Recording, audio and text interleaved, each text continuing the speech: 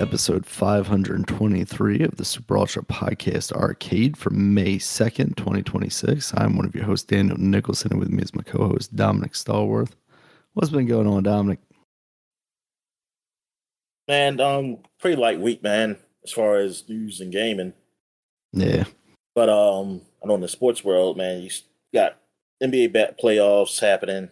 I'm not really. I mean, I just see who wins and loses, but not really watching the games. But I see that there's a lot of game sevens in this first round. I think it's only like one team that actually went 4-0. I want to say it's Oklahoma, but I'm not sure. It's been a crazy first round as far as like the number one. At least on the East, like the top seeds are having trouble with the teams they're going against. But so good for them. I know the Lakers they have moved on to the second round, so I don't like that. But at least they're going out against Oklahoma City, so I'm like, okay, Oklahoma City should beat the hell out. Maybe the NBA might make it good though. They might make it good. Give them something. They shouldn't win any games really, because I don't know. I think it's been quite a few injuries too, and I don't know when Luka's supposed to come back for the Lakers if he is, because he's been out like the first round. Durant I think he tried to come back for that Houston game, and that's one of the reasons why they lost against the Lakers. Though I mean, I don't know how much of impact he was when playing. From what I've asked my brother about the games, but that's all about basketball talk. But I know NBA should be starting up soon. The what else? Oh yeah, UFL. I did see the Defenders. I think they lost only one game. Which was the first game of the season. So they're looking good. That's the only team I've watched. So I have no idea what these other teams are doing in that league. The baseball Orioles are pretty much the same as they were last week. They kind of hang around 500 or like a game or two below 500. They kind of just stay around that range. So far this season, some more injuries have happened with the team, which is bad. Like this is what happened last year. Last year they were kind of one of the top injured teams, like within like the top five, and like this year they're the same. Like they're like number two, tied for number two with the Toronto behind Houston. So yeah, that was like, what's going on with the strength and conditioning coaches or something? Like, is that the problem? Is it, or is this a coincidence? I don't know. Maybe it's just coincidence that these players just get injured, but it's just bad. I mean, but last year the most injured team was the Dodgers, but you always see what they do. Like, yeah, they're the most injured team, but this that's just so. I mean, they had a lot of great players though, so it doesn't really hurt them. Like, and plus the injuries happen early. Like, there weren't late injuries, so people have recovered, and so they be there in time for the end of the season and to playoffs. So that's the most important time to have them. And then if you have enough good players on your team, you can last a season. And so that's what they did. And like, because they're going through some injuries too right now also, but I don't think they're like the top injured team, but they're fine. They're not the best record so far. I think so far the best record is Atlanta in the whole Major League Baseball. So, and they're kind of like battling out with the Padres. They got the same number of losses uh, between them. And on the American League, the best team, shucks, I'm not sure. I mean, I think the last time I saw was the Yankees, but uh, I'm not sure right now. It's a lot. It was a lot closer. Well, I won't say a lot, but it's closer than what the National League is. But the league is hey man. We just went through 1 month. We're actually 1 month and some days in March, so it's still early. Like I said before, the O's they're not as bad right now, at least record wise as last year. Uh, so I mean, that's one good thing. But thing is, with the injuries we have and with the way the pitch has been going, it's just that you don't really see a good outlook. As in, like, does this look like a team that can go far in the playoffs or even get to the playoffs? Yeah, it's just it doesn't look good. It's like we may get to the playoffs if the season goes the way it is now, the way these teams are. It's like yeah, we could get in the playoffs, but are we going to do anything when we get there? Like, because this pitching is not good. So yeah, I just don't see it. Um, yeah, but that's it really in sports. I haven't been watching no playoff hockey, so I don't know what's going on there. But yeah, so what's going on with wrestling? All right. So I was telling you before we started, but I went to George Mason University for AEW this week. Dynamite recorded there. It was a really good show. Coming into it, I hadn't even really seen a lot of what the matchups were going to be, but it was a lot of championship matches. Nobody changed. No championships changed hands, as it turns out. But still a lot of good wrestling. And a relatively toned down show, because I keep having this debate with myself about like taking my daughter to wrestling because she likes it a lot, but WWE tickets have gotten ridiculous, and WWE as a company is, at its Do they most have children questionable ticket now. or they're just It's that. tickets? Do they have children Is that? ticket or just tickets? Nah, it's just tickets.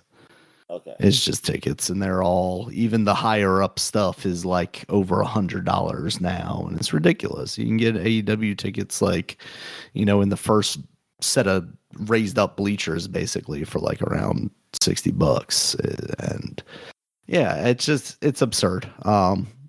But there were a lot of kids, and I've seen kids at AEW shows before, but sometimes I question whether that's a good idea or not. There's usually a lot of cursing. There's sometimes a decent amount of blood.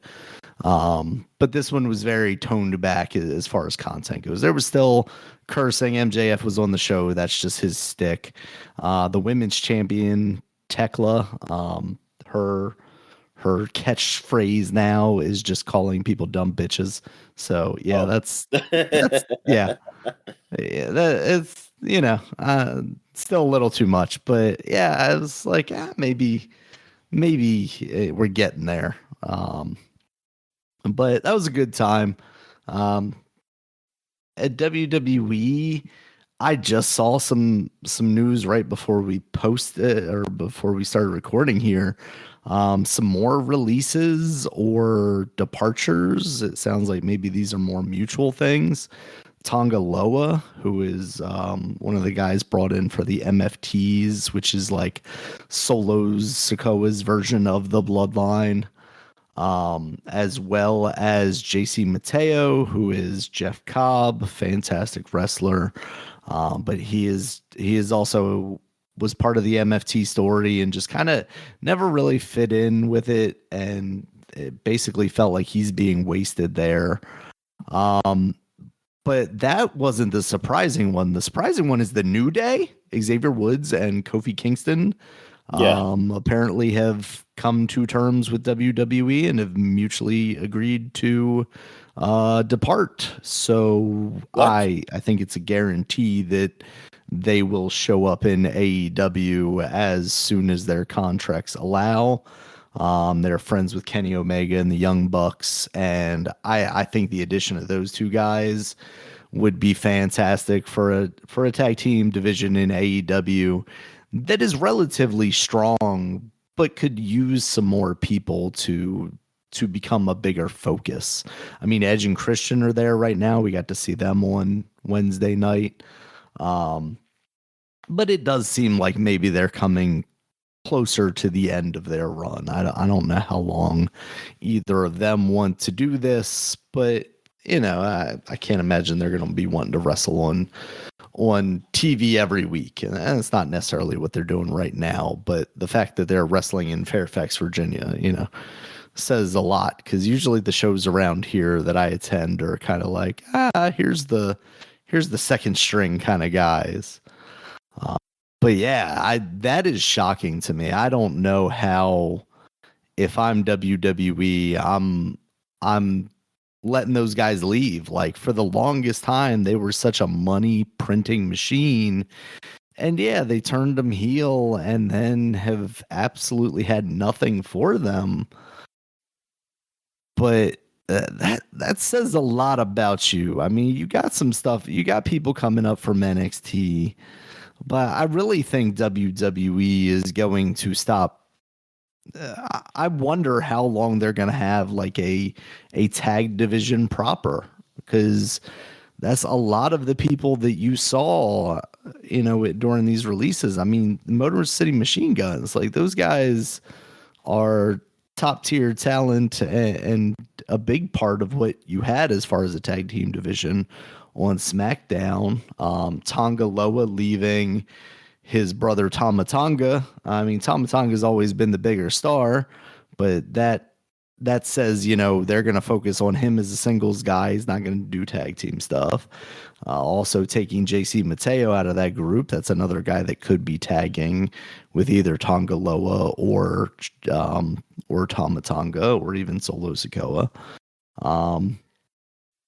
Really, it just feels like they're stripping that stuff down, and I guess they're leaning out their roster a lot. It feels like, and again, like I know they're bringing people up from NXT, so maybe they're backfilling in a way that like isn't as obvious to me. But yeah, just Xavier Woods and Kofi Kingston. Like Xavier Woods was doing so much work on like their gaming YouTube stuff.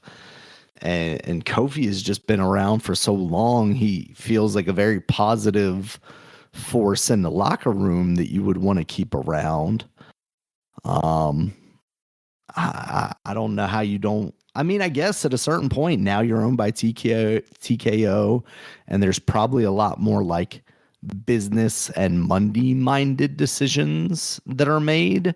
So you don't necessarily throw the bag at, two guys that are relatively up there in age when you've got more people in NXT that you can bring up and just kind of fill the void there with, regardless of what their like stature and tenure is with the company. If you don't have to pay those dudes, several millions of dollars, then you don't, I guess. And you just say, you're just another cog in the machine. We can build up more stars just like we are. Go have fun in AEW or whatever, I guess. But I don't know. I just didn't know. I just didn't think about a reality where this was actually a potential realistic thing that could happen. And now we could get, New Day versus Young Bucks matches, New Day versus FTR in actual like wrestling, because they had their feud with them as the Revival back when they were in WWE, but that was never, that was the Revival under Vince McMahon, which was two dudes getting caught by the Usos shaving each other's backstage, and that was the gag. It was never, what they were pulling off in NXT, which were fantastic tag team matches. And even I don't know, do we get like Edge and Christian versus New Day? Like that. All right, so you said him and Kofi. What about the other guy, the third guy? Well, Big E, Big E got his neck broken, and I don't know that he's ever going to wrestle again. It seems like he's kind of come to terms with the idea that he's not going to ever wrestle again. He's been doing like commentary, like pre-show and post-show stuff for WWE. So he's with the company as far as I know right now still. And that's not to take anything away from Big E. I think he's great in that role.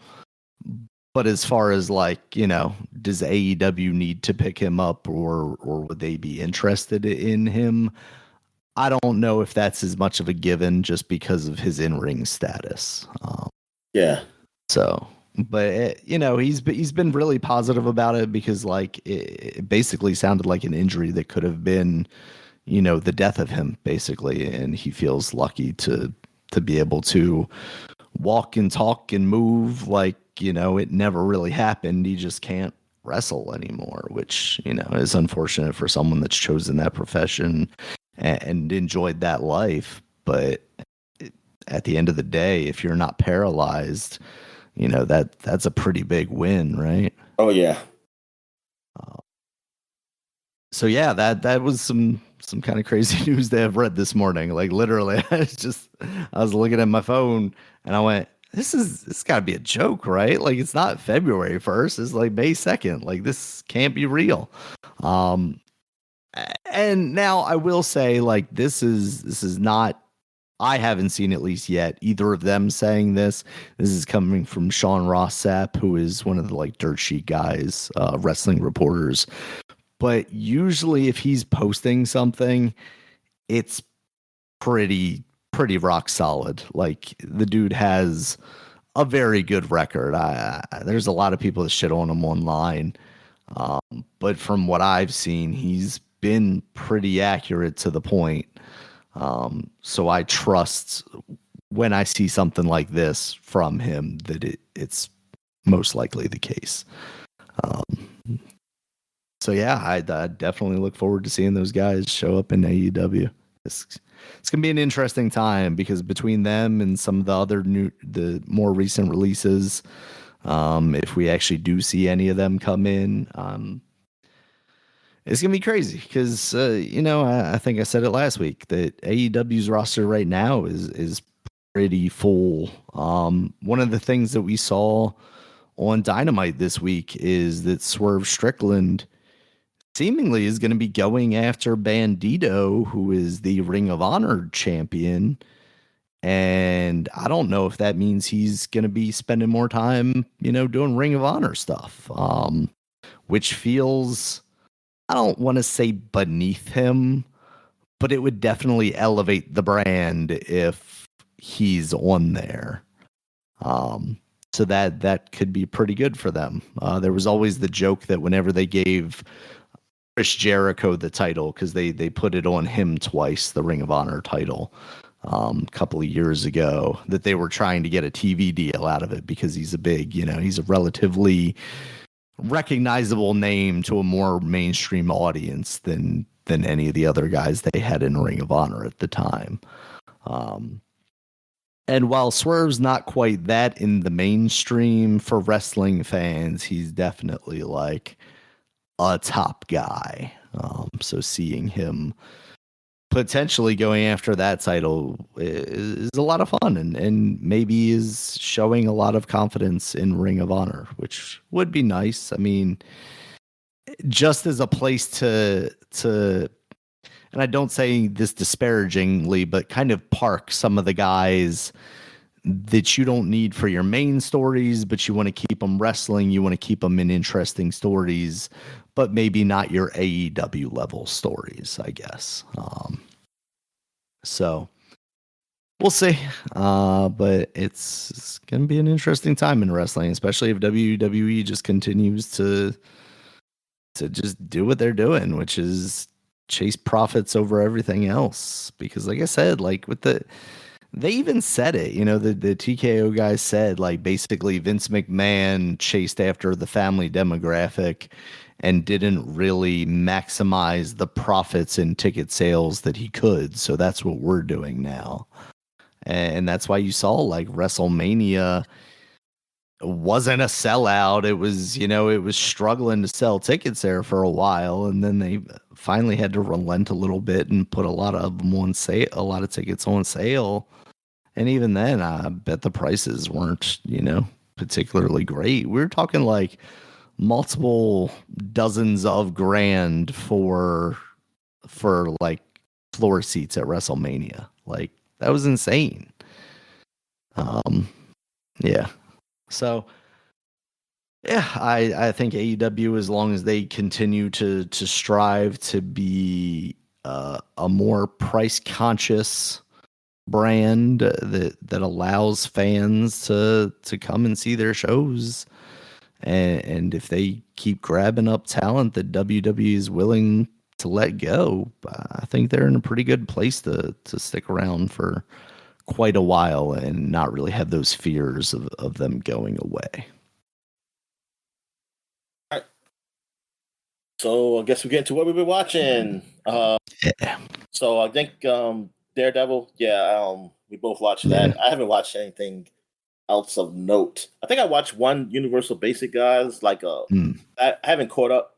I'm still not caught up to the end. I think they're pretty much finished, maybe. But that makes sense. Yeah, seems about long enough.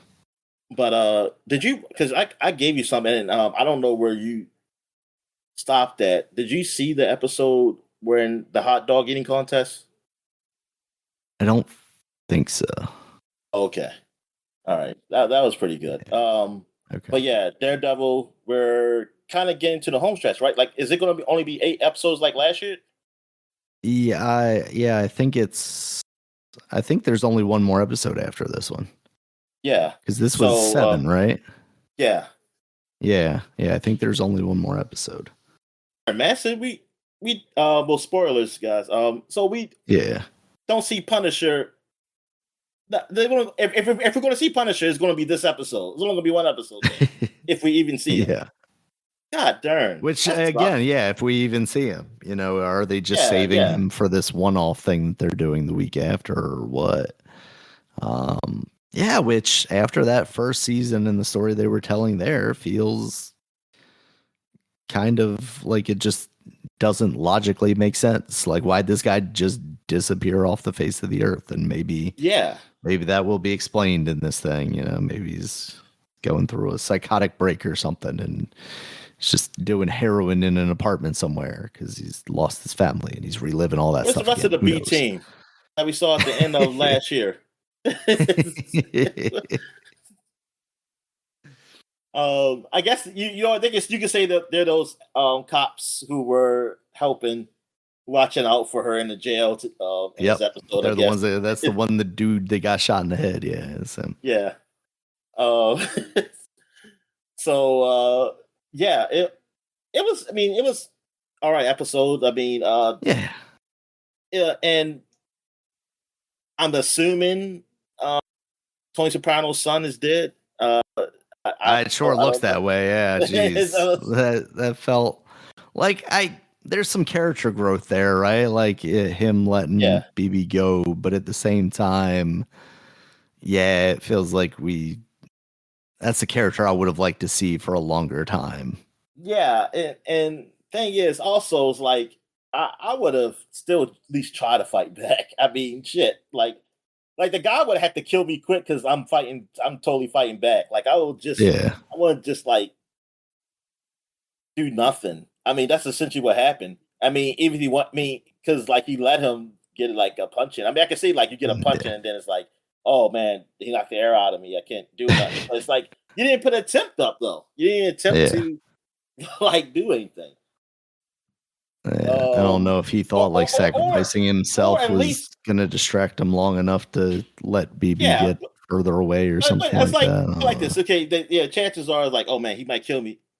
I'm taking something with me, and like anything, like he's going to have to shoot me, like because like I'm going to have some knife or something. You ain't going to be doing no hand-to-hand combat. It's like like you're not going to want to. Like I'm going to at least try to like hurt you. But he because I mean, thing is, I was really thinking he was just going to give her up. It sure seemed that way. But like, not hoping isn't like I want her to go, but I was kind of like he just go full like, you know what? Nah, I'm going to be Fist. I'm going to be Kingpin Jr. Yeah. But yeah, they went that route with it. Also with Bullseye helping the governor coming through, that was pretty neat because I was really thinking like what is she said she didn't want to do it, Jessica Jones, but she also, I was thinking like maybe I was thinking like, oh, she's still going to try to help her, but then I said, oh, okay, yeah, Bullseye, he did let him go. I guess that makes sense. And I Yeah. guess they mentioned Luke though. They did mention Yeah. Luke. So that's interesting. I wonder what's the story there. Lucas and Luke Cage. So yeah, I mean, that's all I can remember. I mean, it was all right. I mean, I don't. There's nothing really I can really find terribly wrong with it. Oh yeah, but what the his ex girlfriend, like, I guess Hmm. she's going full bad guy now. I guess I don't know, bad lady yet. I Yeah. don't know. Yeah. Oh yeah, and what was the oh, this is what I don't know. What was that jewelry that Kingpin I don't put up? know. I didn't understand if that was like she had stolen Vanessa's ring or what. I didn't get that. Or if like he was like proposing to her and she was like, "Oh, he was like, "Oh, this is the heat of the moment thing." I didn't understand that at all. I don't know if I just like missed an obvious thing in a previous episode or what. Like, did she drop something in the bedroom? Oh, Even maybe. still, I don't know what's the issues. Like, yeah, she went through. She was there. I mean, in the bedroom. I don't know what she was. It didn't seem like she was doing anything wrong, really. When the day of her death. I mean, not the Yeah. day of death, the funeral. Um, Yeah. I was thinking, like, is that something she dropped in the bedroom or something? Like, is that hers? Or but I don't get it. Yeah, I mean, even if it is Vanessa's, I don't remember anything about that. That's the thing. I don't know Okay, what so that based was. on what the person on Reddit says, because somebody asked the same thing, what was the significance? It was an earring. Heather had stolen the other one when she was there after the funeral. So yeah, I guess she had stolen it from Vanessa, basically, Okay, uh, why did she do that? because she's super bad, Dominic. She's even bad to the bad people. Yeah, exactly. Why does that matter? Yeah, I don't understand. Like, why? That's like Yeah, such a petty crime to, well, maybe that's it, right? Like it's such a petty crime. He's like, "Oh, if I can't trust you to not steal things from me, I can't trust you to but be why do my you? number 2 hench person." I don't. I mean, I don't know what. Okay, like, what is that? Like, I don't know why she would do it. Like, what Yeah. is this? Like, what? I don't know what they're going with this. I don't And that's understand. the thing, right? Like it makes more sense if you motivate that move, right? Like Yeah, I don't think you and me and this person on Reddit should be just like not understanding what the significance of the thing is. Like yeah, we watched the yeah. same show. And yeah, for the only answer to be, oh yeah, she stole it from, stole it at the It's like, why did funeral you or say? whatever. Because I think when I saw her take, I was just thinking more of like a memento or something, Mm, like a friend or something. Like she just something to keepsake. I honestly didn't think of like, oh yeah, this could come back and he steal it. Because then I don't know what the story. Yeah, I don't know what's kind of like. What is this? Yeah, I don't know or whatever. Yeah, but her character. Yeah, I don't. I just yeah. I mean, like yeah, she's bad, but I just don't. I don't get it. I don't get her character still. I still don't get her character as a whole. Like I don't. It's like I don't really feel nothing from her. I don't think like I don't think she's. I mean, I don't see her as bad, but it's also don't really.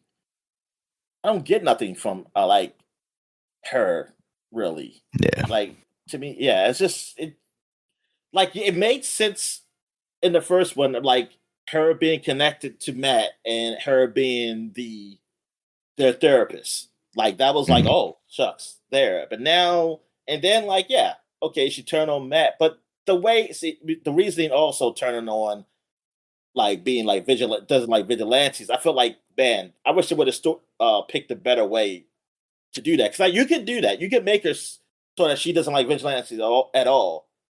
But the way y'all do it is like it don't make sense because it's like she obviously knows that Daredevil was there to save her.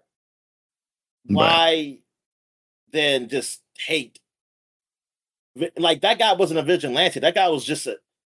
He was just a killer, like a serial And killer, basically. she doesn't know that he's Daredevil, right? Like No, that's no, she doesn't know that. yeah.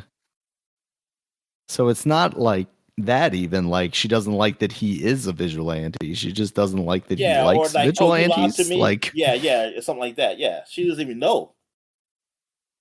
So yeah, I just feel like they could have done a better way to make it so that she becomes a villain. I think that's what it is. It's like it's not even because the actress I've seen her in it was a show that came on HBO.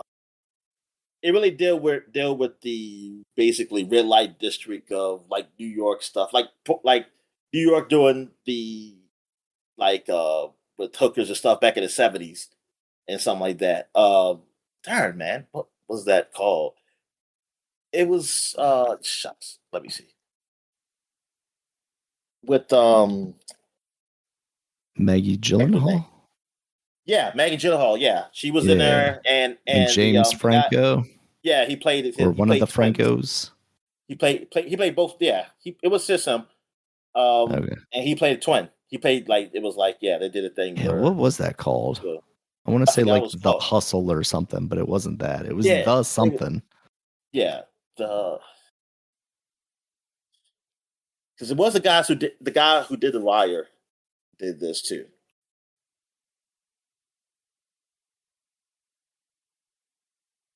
The Deuce. The Deuce. Okay, yeah, the Deuce. Yeah, that was that was really I wouldn't say it's the first I've seen her, but it's the first time I can remember seeing her, and like Mm. she was in all the seasons there, and I liked her character. Yeah, she played. I think she played Franco's girlfriend, one of his characters. I mean, then I think eventually they separated, but they still were like talking to each other because she was always there. She had a bar and everything. Um, Mm. but yeah, I just think they didn't. Yeah, I just think they didn't do a good job with developing her character in this one. Like like it started out good, and it just yeah, I think it kind of didn't fall through after that whole mess with that whatever guy who was trying to kill her, that serial killer guy. Yeah, Muse. Yeah. So what did you think? Anything else to note to Nah, I mention mean this it's episode? basically like we talked about last week, right? Like I think generally each of these episodes is perfectly fine and somewhat compelling, but together as a season, it doesn't really feel like it's going anywhere. And for it to come after season one that felt like it was setting something up to only have another season that just feels like it's setting something up is disappointing. Yeah. All right. So I guess we get to what we're playing. So did you play anything? No, I didn't really get a chance to play anything this week worth talking about. Oh, okay. So I've been playing some more Vampire Crawlers. I unlocked a couple other characters. The old man, um, another woman who I have learned that is a woman because I always thought it was a man, but I never really read the description of it, and it's kind of hard to tell with these freaking pixelated characters. Um, and Also another stage, which is like a bridge, which is it's kind of tough. And I got to like the end, but I was like, man, I ain't gonna last because my health was just low, and I had enough shield cards to really hold off the enemy at the end. But that was still fun. But yeah, just being yeah, I just played like one new stage, and yeah, it's been still I still found it fun.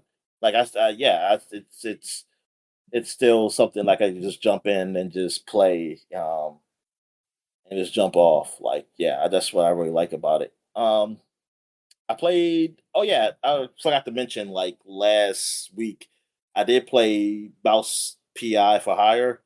That's Nice. the new noir black and white, almost like 50s, 40s looking cartoon, um, first person shooter.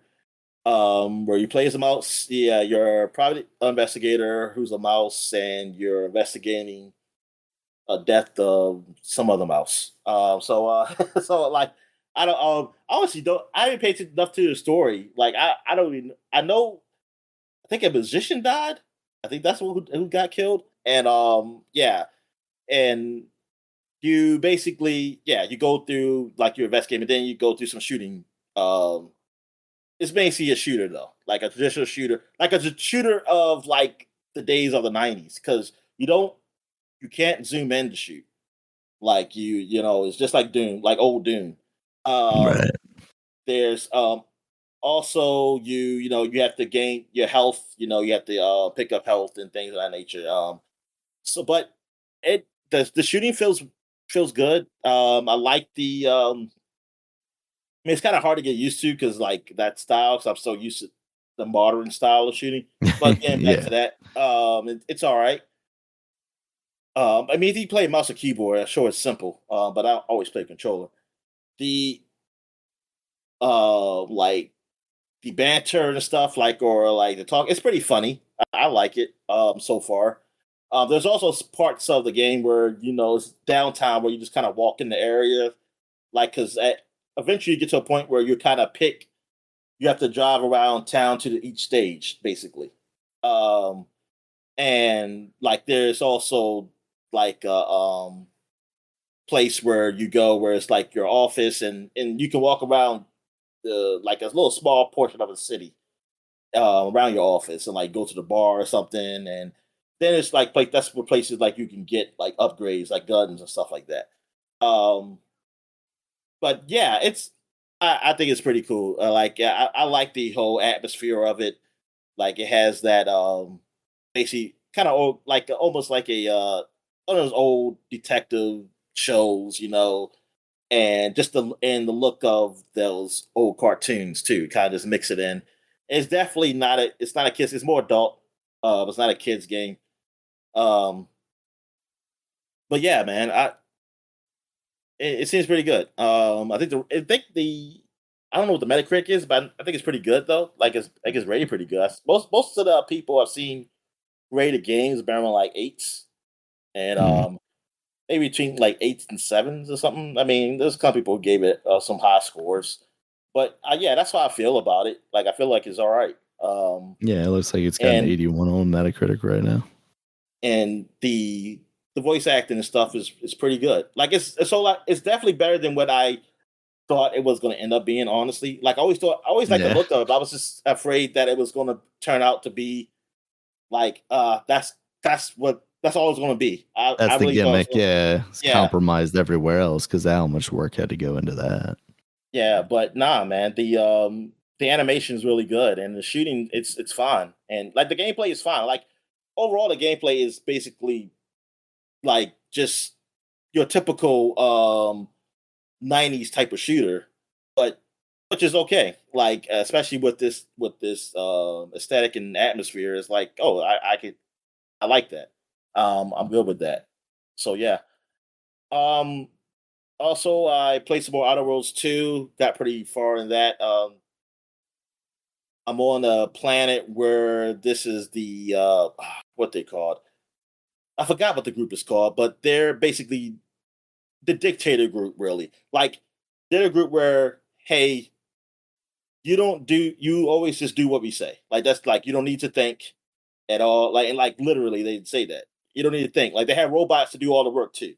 There's robots to do all the work, and I mean, it's still like people who do some things, but because still soldiers and everything. But yeah, but you just listen to your leader, and you don't ever question anything and do anything. And if you do question something, you have to go to refreshment, where they kind of scramble your brain to make it so that you just listen. And if you get refreshed a lot, you basically become a vegetable. So Mm. well, you don't want to keep doing that. So, hey, but it's funny how like the people you find the people who do get refreshments. Like a guy said, yes, I need to be refreshed because I asked just a question. Like as and like I forget what the question was. Like something simple. It was like, oh nope, you gotta go refresh. You gotta go. It's like you questioning things like you shouldn't be.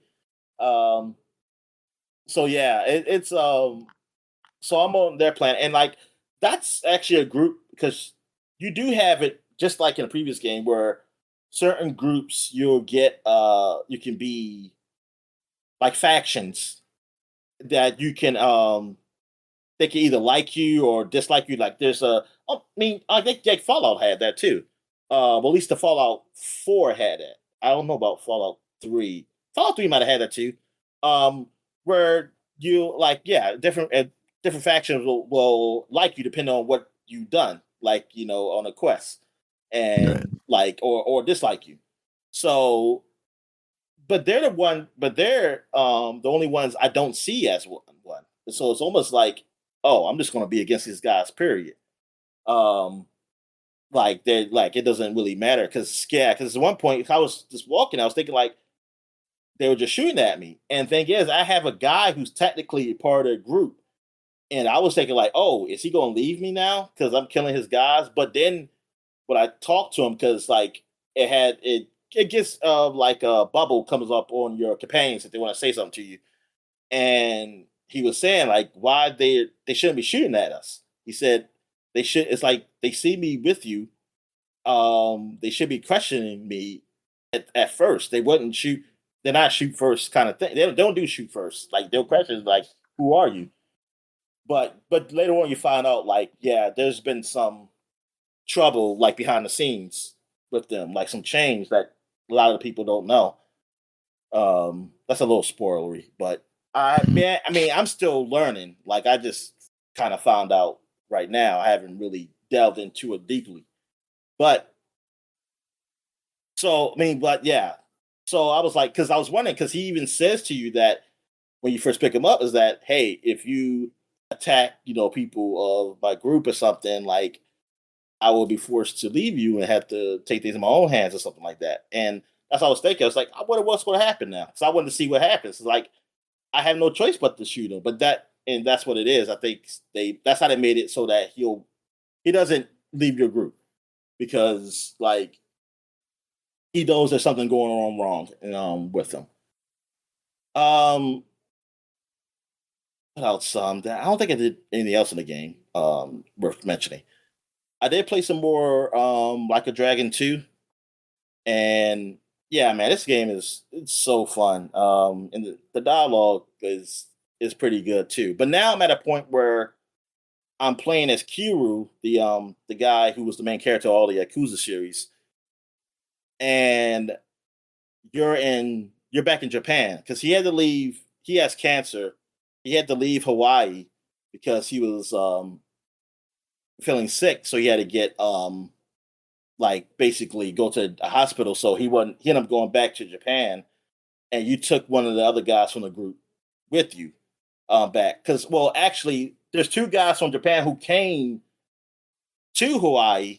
Like they came to Hawaii to meet you up and help you. Like it was a surprise. And but then one of the guys who was a former doctor, he left with Kiro back in Japan, and now you're playing as him in Japan. So this is and then you got this other girl who she might have been in. If she was in a previous game, I don't think I played it because I don't remember ever seeing her. But she's with you in the group too, and so now it's like it's basically a break from Hawaii. Like something happened in Hawaii, and then they had like the next chapter. Now I'm in Japan, so because I was wondering like when was I'll come back to Japan because I was like I ain't do everything over there. Like I pretty much just left, and there was still some side quests and stuff that was there, and I said okay. Um, even though I wonder, I mean I don't think I can do those side quests because that would be with Kasuga because I'm Kiru now. So I don't know. Mhm. But anyway, I mean, still having fun with it. Still a lot to do. Like I was doing some mini games in there. Still playing. I was playing a lot of Sujimon. I don't think I can do it right. I don't think Kiru can do Sujimon, um, which is like the Pokemon game in there. Uh, I mean, it's funny because and they call them like these are like the Pokemon in these games are basically grown men and who wear weird costumes or do they're weird. And they even the announcer be like, "Oh, let's watch these freaks impers fight each other or something like that. And like, because these guys, they just look so weird. And like, I just like how you can strengthen them up and evolve them to look like it look even weirder. And I think you can. And there's a max to it. I don't know what it is, like how many times you can evolve. But anyway, yeah, it's funny, and the story is pretty funny. I think it was one point you went to a dojo, and like the dojo is a really regular fighting dojo, but then the Sujimon stuff is like underground and extra. And thing is, you already got three guys on your team that are from like a real dojo, and I think one of the characters I recognize him from a previous game, and he so when it was time, like I beat the guy at this dojo, he said he'll help train my Sujimon. So I think you can actually do it where you can give them like you can give your Pokemon to level up. Like I wasn't that like a Pokemon farm or whatever it was called at some point where you can give I think it's a place where you can put your Pokemon in. Yeah, there's a daycare. Yeah, yeah. So that's what basically he is. And but thing is, one of the guys he used to work at a dojo. He doesn't have a dojo anymore. He was saying like, nah. I said I don't need that. Say I already work at a dojo, and my students they're okay too. But nah, the students were like, yeah, we'll go to this dojo, and they say they're going to dojo train, and like because this guy he's like a loser basically. Like I know he lost his dojo because they didn't have enough money and everything. He actually, I mean, even though he's the master of his dojo, he can't really fight. His students are actually better than him. But like he's. I remember like I forgot who was I. I don't know if I was Kiru. I was because it might have been Yakuza 3. I remember seeing him in, and remember what Yakuza where you played as 4 characters. That's the one I remember seeing him. But yeah, it's pretty funny with him. But yeah, man, the game is it's a lot. It's almost like because it reminds me basically like how Grand Theft Auto is, like a smaller scope. Grand Theft Auto, like going around the city and having all these like other things to do. That's not what the main game. Of course, I mean the cutscene. The cutscenes are long in this game, and the thing is like yeah, it's a lot of cutscenes, but it's also a lot of game. It's a lot of game too at the same time, so it makes it very long. And what else have I played? I played some more Trails. Not really much to say on that. I mean, I'm on the last chapter. But like I said, this one is not as good as the first one. Like overall, like technically, it's gameplay wise is better, but story wise, it's like it doesn't advance much. Like it's okay, but yeah, it doesn't really do a whole lot compared to what I've read about like the third game. They said like, okay, yeah, it does. That was definitely better. But I mean, yeah, I'm just basically I'm just trying to finish it, and that's all. That's pretty much it. So I guess we'll take a quick break when we get back. Get to the flashback segment. All right. And we're back. So now we flash back into. Well, actually, no. This is a flashback segment, but we actually got one game to mention. It's only been 3 days. Well, it's only going to be the first 3 days of May that I'll be working with here. Yeah, so we're in a new month. There's one game that is worth mentioning, or maybe not worth mentioning, but for me it is because it was a game I thought I was hoping it would beat out Overwatch, but unfortunately it didn't. Battleborn came out 10 years ago. Battleborn is a hero kind of MOBA game, MOBA / shooter game, just not in that isometric position, like League of Legends and Dota, but in that top down, I should say, with those. It was like a first person. I mean, not first person. Well, yeah, first person. And could you switch to third? I want to say you could switch third, but I'm not sure. I don't remember, but I know it's first person. Yeah. And thing is, it came out around the same time as Overwatch. Overwatch came out a few weeks later at the end of May. Yeah. But Overwatch Yeah, also but I think had they did like a beta this week or something like that. It was really shiesty. yeah. That's what it was. I was knew something happened. Oh yes, Orioles got a home run. There we go. Nice. And the Yankee guy caught the ball in his hat or helmet or something. I don't know. I'm like a Yankee fan, but is that Pete Alonso Yeah, again? Yankee fans definitely wear helmets. Is that who? Pete Alonso, because he's the guy who picked. Who is that? Who hit it? I can't. Yeah, it is Pete Alonso. Yep, because he's the one who hit one yesterday. Nice. So yeah, he's back because technically he was a Met, so he's back in New York. So he know that he's familiar with this area. But anyway, so yeah, that's what it was. Yeah, that I knew it was something that they did that happened. It happened so close to really make it like, oh, this is definitely not this game. Like what game was better? But I remember seeing Battleborn. It was Game Informer cover, and I mean, I didn't know about Overwatch then when I saw this. Like, I didn't know nothing. I think Overwatch was just a name only. You didn't really see. It was like maybe some concept, but it was nothing really big. Like, unless you were following it or something. Like, there was no like big article or something I read. So this is what's really the game I first saw, and it's about the guys who did Borderlands. So I'm like, oh, good, like something new. And the guys who did Borderlands, so I was like, yeah, this is like at the Borderlands 2. So I'm looking forward to it. And they had a bunch of characters and things of that nature too, a whole bunch of characters and whatever. So and plus when I read like hey, it's a single player and it's multiplayer. So I was like, oh, there's a story mode too and everything. That sounded pretty good. And then they had a beta. So I remember me and you played it, and we played the co-op of the single player. I don't know if maybe we did play a match of multiplayer. I'm not sure. I know I played like 2 games of multiplayer, but I know, yeah, they also let you play the single Yeah, I player remember the co-op. single player. I don't necessarily remember the multiplayer.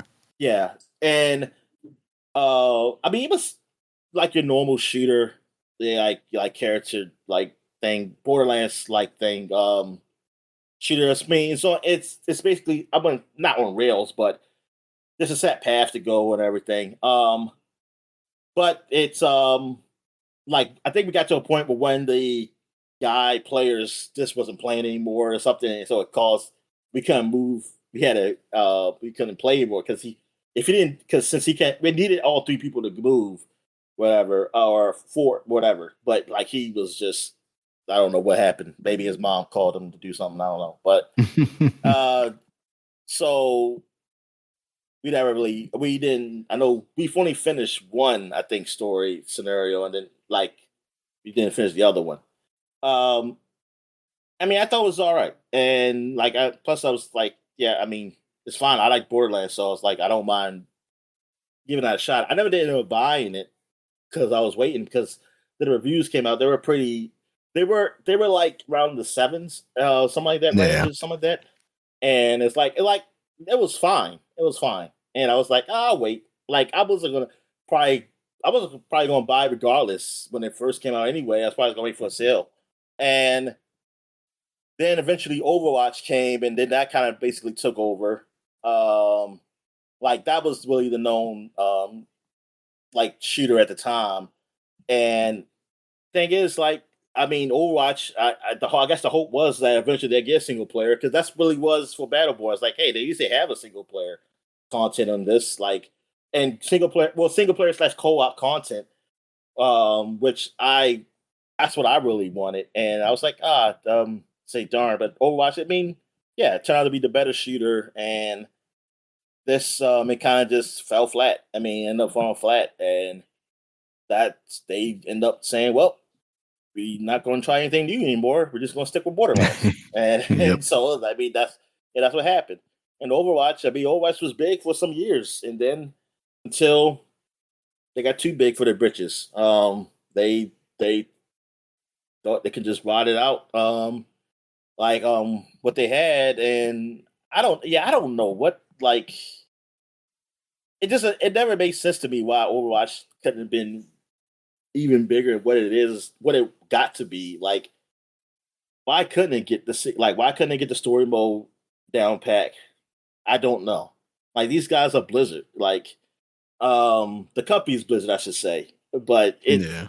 I wonder it's how much like, of that was just a financial decision of like, this is around the time that live service games are getting big. And it's like, well, we've already got a successful online thing that people pay money for sexy skins for. Why should we waste time making single player content that half the people that buy it don't ever actually get through?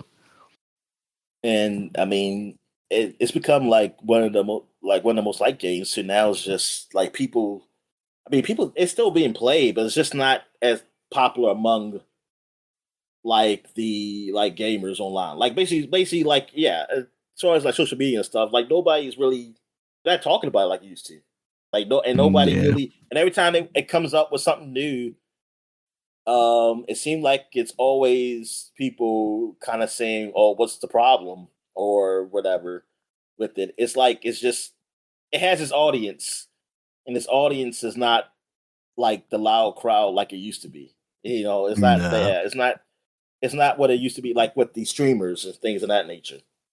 Yeah, I think Um, they've definitely gotten better from the launch of 2, up through the rebranding of it back to just Overwatch. I I think mean, it's and also probably in a that too. pretty decent Yeah, place, but that's what yeah, I it's think it's that not two kind nearly of what it ruined it was. too, because it was like it's not really a two. it's Yeah. not. It's not really a sequel. Especially once you eliminate that single player aspect of it that they were going to add as part of 2. Yeah, and then you kind of eliminate Overwatch 1. Like, there is no Overwatch 1 you can play. It's just you're just playing 2, which Yeah. at the end that's what really makes it kind of bad. It's like, why'd you even call it 2? All you do is this is just you just added new characters, and added like you did change the rule, like you had what it was like less, they took out a character, like it was less characters at a Yeah, point. you had fewer people per team. I think it was like And 4 instead of then 5, right? yeah, but you could play a mode where you can play like the original. And it's real. Uh, yeah, it's just funny how they just fall in, like, people just started ragging on it, just kind of like Destiny. What happened to Yeah. Destiny's? Well, Destiny 2 also is done the same way. Like, the last few, every time I look on the like Steam or something at their DLC, man, I just look at man, it's just negative. It's just like negatives for it. Um, And it's like, man, I just remember like people really love this game. And well, there's a guy who I know who plays Destiny 2. Me, he told me, I forget what he said now, but he was telling me the reasons why, like, he doesn't like it as much anymore, and why a lot of people don't like it now. Like, people who've been playing it all the time. It's just some of the decisions the guys make, and it's just not really good for the players. It's not really, yeah, it's not really seem like it's more money oriented decisions now than actual content that's beneficial to the players. And Exactly. I know this is well, I know it's kind of go off with Battleborn, but like, I was looking at Blizzard because the Lords of Hatred DLC just came out, and this is something I was thinking about, how we felt with Destiny 1, how Destiny 1 was kind of but like, compared to what it became, it's kind of bare. And Yeah. Bare then bones, when not they worth the finally money. they came with that expansion, which made it a whole lot better, people said like, "Wow, it's worth getting." And it felt like it was slapping the face of us, because like, dude, I gotta pay what, like $30 some or something like that for it, while somebody can just buy this game and have the whole game. And Yeah. like, yeah, I get like, yeah, I get that games become cheaper, as time goes on. But it's like, dude, but this game, it sucks compared to what like, you actually make the game better with that, and I have to buy something. I feel like, no, man, it's got to be something cheap. You got to give me something for this, man, because like, y'all gave me this bare bones game, and that I thought was gonna be a whole lot bigger, and now I have to make me pay even more. And it's kind of like, I wasn't gonna do it. I said, nah, man. It's like, you're not gonna get me to. end up paying like $100 for this game. Like I added up just so I can finally play the game that was probably what I thought it was going to be initially. Yeah. And with the Lords of Hatred, that's kind of what they did. Like the previous expansion, that was actually kind of rated not that great. A lot of people said like, "Oh man, it's not as much content to be costing either $40 or $30, whatever it was."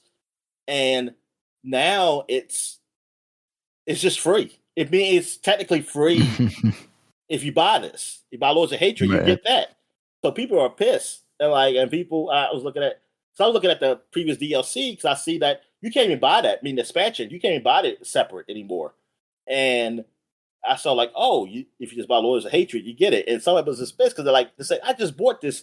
Y'all ain't tell me y'all didn't say I was just gonna make it not be able to buy, make it free. I mean, make it essentially free if you buy the next one.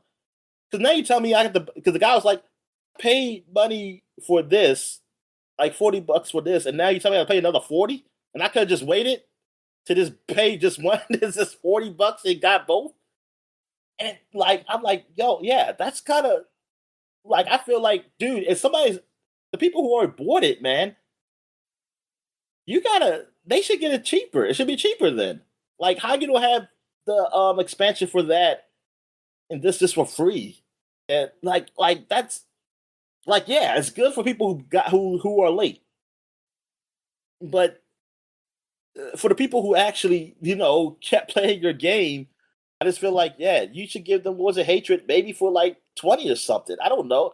I mean, I know you probably say like, no, it should be 40, but then it makes it looks bad. Like it looks bad that these guys they're punished. They're punished for being the ones who actually get the game. When it's early adopters.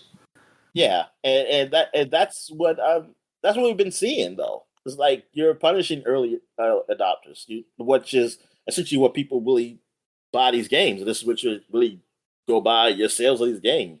They're the ones who get punished, and the people who just wait, like it's good, and like it just forces people to either wait or just don't buy or something like that. Like, I just don't buy it. Because I probably would feel like if I saw that, I probably wouldn't even buy Lords of Hatred. I'd probably just be like, man, forget it. Like, I'm not getting this game until it's super cheap, and by the time it gets cheap, maybe be like, I don't even care about the game anymore. Yeah. That's how I was with Destiny. Destiny 1. Like, I didn't bother getting that one at all. And I got, Destiny 2, like last year. I mean, come on, the game's been out for a while. All right. So that's the only game to mention from the flashback segment. So now we're going, what we do every month, we go through magazine covers that came out within that month from 10, 20, 30 years ago. So, oh my God, that goddamn Yankees hit a home run. This one we just got it. That was a 2-1 home run. You sons of bitches. All right. So now we're in 2016, and we got Game Informer, and they have Final Fantasy 15 on the front here. This is with the main character with his father, and he got a dog over there. I don't think you see the dog when he gets older. Probably died. But yeah, it's Final Fantasy 15, which was actually Final Fantasy 12 Versus or some shit. Which, yeah, whatever the hell that means. I always thought that was a weird title anyway. I always thought like that was like a standing title, because I was like, what does that even mean? What's Final Fantasy 12 Versus even mean? I was like, whatever. Final Fantasy 13 Versus. What was it? I think 13 Versus. What was it? What? Yeah, 13. It was a Versus. Yeah. It was a Versus. It had Versus in there. Which means it was going to be a fighting game. Yeah, it wasn't. I think I've read somewhere what that actually meant, what the Versus actually meant, but like I don't even remember. And I don't know. Maybe I'm just putting it in my head that I read it somewhere. Who knows? Because just like all the crazy titles, I mean, those Kingdom Hearts titles. Come on, I mean, like it's like whatever. but yes, Final Fantasy 15. I mean, it looked good. I mean, the whole in all aspect, like it's like four bros together on a road trip, like they drive in a car and everything. And like it was what like was it a BMW or Audi? What was it? Like it was a branded Oh, car. was it actually a branded one? I can't Yeah, remember.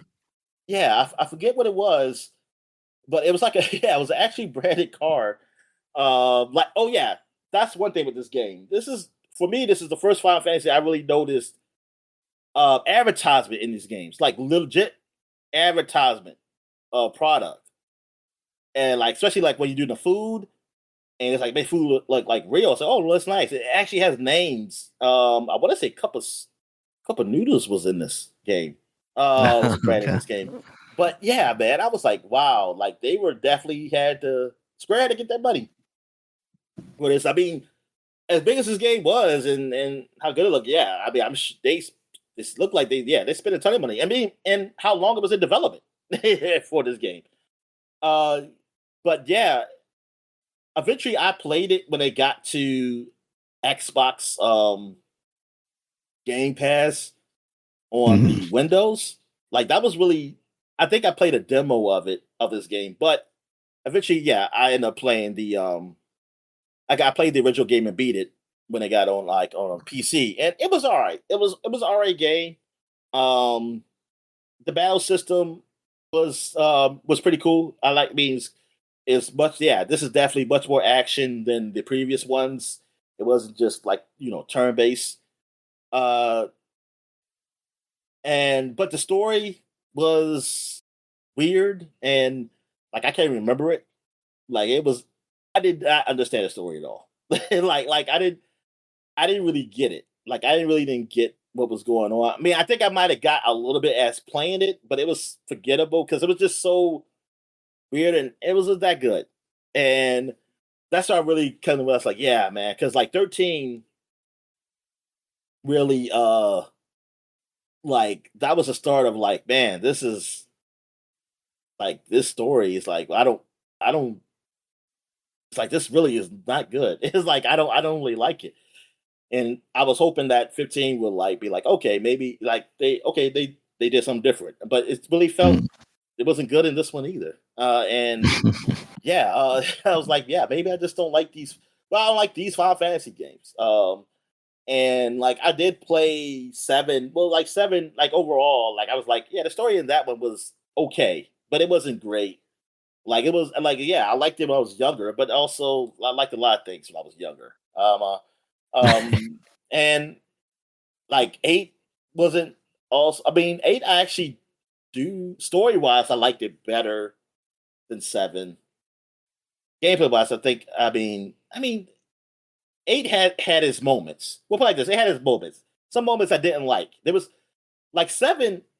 I never felt it wasn't like a moment where I like this felt like, oh, I want to get past this. This is boring, and I don't like this at all.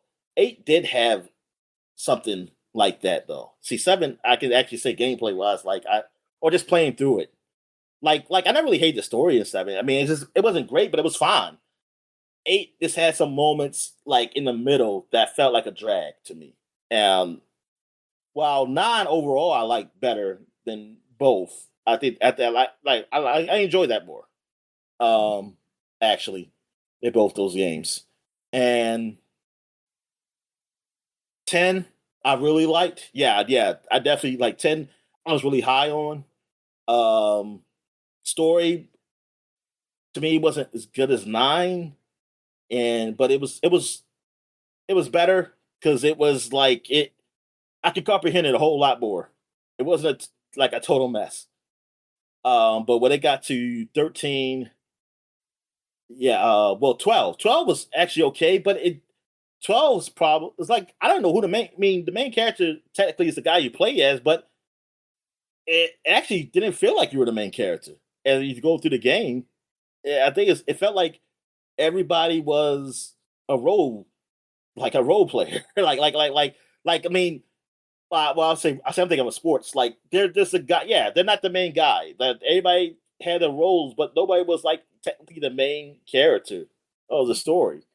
Um, but I did like that theme a whole lot better than some of the other Final Fantasies. But yeah, 13. That's what I really was saying. Like, man, I'm maybe not into these Japanese RPGs anymore. Until I started playing the Dragon Quest games. Then I realized, okay, it's just maybe I'm into like the modern type of games, like Final Yeah. Fantasy type of JRPGs. And then 15, like gameplay wise, is definitely. I mean, that's really what it was. Like the whole open world aspect. I mean, it looked good. It looked good. I enjoyed the gameplay. Like the battles felt epic, but the story just that wasn't. It did nothing. Like it was just very confusing. For it. But overall, 15. I don't know what it. I mean, Metacritic wise, I know. I think it got a good score. Um, I don't know if it was a great score, but I know it had. I think it had a good score. Now sales and stuff, I have no idea. Like, I mean, they kept that game going. Like, really. Like I've been seeing sales and stuff. I remember seeing that game in sales and stuff for the longest. But then again, it was like there was no other Final Fantasy out for a while, so they Right. had to. Um,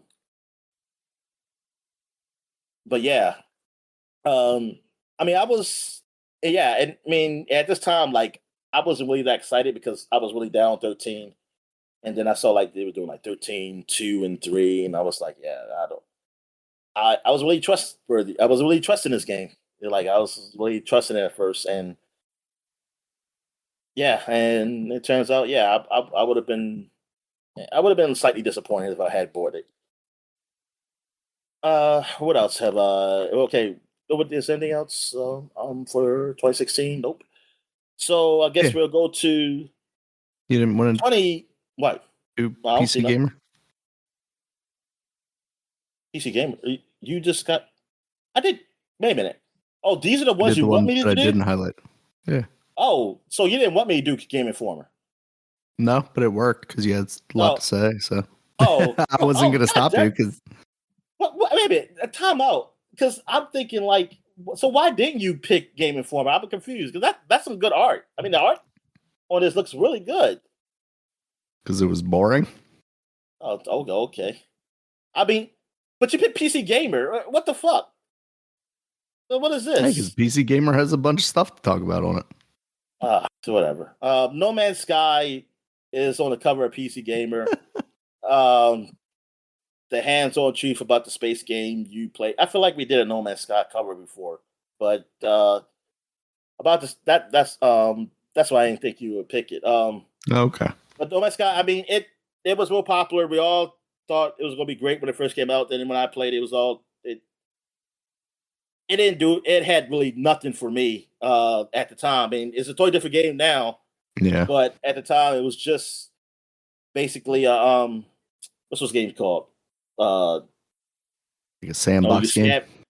the scavenge, like you scavenge and Survival game.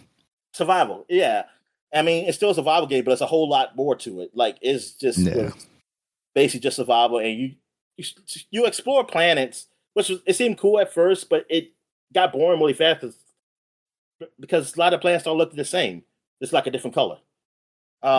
So like yeah, Yeah, because but that's this what they was counted, like they're procedurally generated or whatever. But yeah, with what you've got, it seems like that's relatively limited, right? and I mean yeah, but like everybody was really they were big because like we were waiting for this game to come out. It was the head of Lays and yeah, it was like a disappointment, but they kept at it, man, and one uh, it's one of those popular games. It's one of those popular games, and that gets updated constantly. Like almost like every year or so, here's Yeah. like some big I think update. there's even a Switch 2 like native port of it now, so they're still going along with it. What else we got here? View Special, Street Fighter Five, Super Hot, Firewatch, Unravel, and more. Also got Quantum Break preview in here. The Max Payne creators Yeah. Remedy return to PC. What it's funny to say. Oh yeah, well it's PC Gamer. No, I guess that makes yeah, that makes sense. yeah, It's just exactly. PC. But did they? I mean, was there a break there? Like where they didn't come to the PC? I don't know. I never really thought about there was about the PC port of this game. I honestly don't Yeah, like. Yeah, I never really thought. because I mean, I they did mean, Max Payne 2, right? And then what did they do after Max Payne? Because they didn't do Max Payne 3. So I guess maybe they're just saying like finally they're back with a game. I guess. yeah. Oh yeah, I guess so. Yeah, I guess they haven't done anything before Quantum Break. I mean, you mean like after Max Payne 2? Yeah, I can't think of anything. that's a long time. Um, well, technically, did Alan Wake come to PC? So they had that. I Which one? guess, but how many years was that Alan Wake? How many years was between Oh, Quantum Alan Break and Wake. Alan Wake? It was Yeah, still quite a few yeah. years. It's still quite a few years. So yeah, Yeah, I guess it did. It did come to the Xbox and then eventually come to the PC. yeah. It eventually came to Yeah. PC.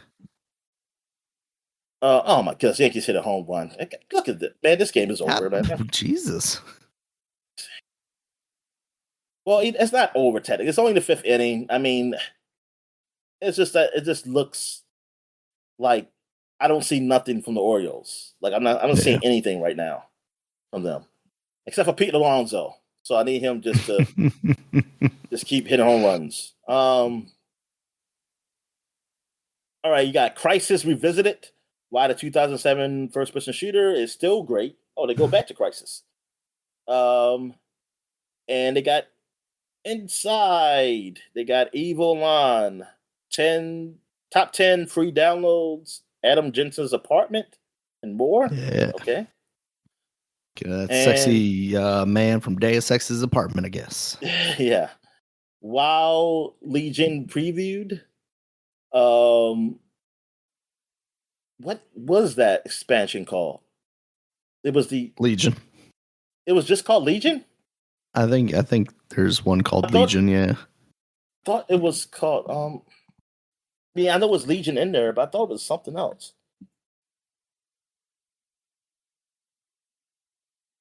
Yeah, no, there's just Oh, an expansion yeah, called yeah. I Legion. guess it's just Legion. Oh, yeah, that's the Oh, yeah, that's like necromancer stuff.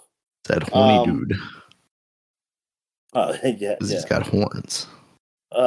Whatever. What else is up here? 16 extra pages, same price. Okay, you get more pages in this one. They don't Thank charge God. you more. That's great. All right. What else we got here? We got Edge magazine, and we got the Oculus Rift on the front. There's two covers of this, and yeah, this is like the big VR headset. The Yeah, ones like because we everyone's had just talked heard about. a couple weeks ago or last week about like the games that started launching for the Oculus Rift, and this is consumer version 1 finally releasing and being a reality and being relatively affordable compared to previous entries. And then Yeah, yeah, like it was what, about a year and a half that we thought VR, maybe 2 years, we thought VR was like taking the next step. And it seemed like a lot of people were pumping a lot of money into it, and now it's just back to being kind of a gimmick and what are you talking about? They not raised the really price up being. because of the popularity of it, right? Yeah, I mean, well, yeah. I mean, if you get into like recent reality of it, yeah, raising the price of it during the pandemic and then raising the price of it again, more recently, it's just, yeah. Yeah, that is now their legacy, is being the first gaming hardware to raise their price after having been out for several years and watching the industry follow suit. Yeah, that's really what. Yeah, that is crazy. But yeah, VR. I mean, VR. It looked like it was. I mean, I think maybe it could have. Maybe it's just timing. Not that the timing was like there was a good time. It's just that timing of just where the world is. I don't know, like where Yeah. we at with everything with this world. Like it just things are just too expensive and um, it just couldn't work out. Yeah. I And mean, it I is, mean, it's a harder sell than video games though, like admittedly, because and we've talked about it before, like part of the reason I never played it as much as I think I would have liked to is because it takes you out of everything. Like you put that headset on and now you're not aware of your surroundings anymore. You can pick up a Switch and still keep an eye on your kid or, your wife or whatever. But once you're in the time out. reality, Go back. what? Go back. Keep an eye on your wife? Keep, yeah, what does that mean? Like, Make sure what is she's in she? the kitchen. She's You just know what I saying. mean, She Dom. just saying. Make sure she. I was Make I sure she's not touching the stove. What do you want? Make sure she's not giving you sexy eyes. all right. Yeah. I mean, yeah. I mean that is one case of it. I just think that it's just. I just think it's not enough games.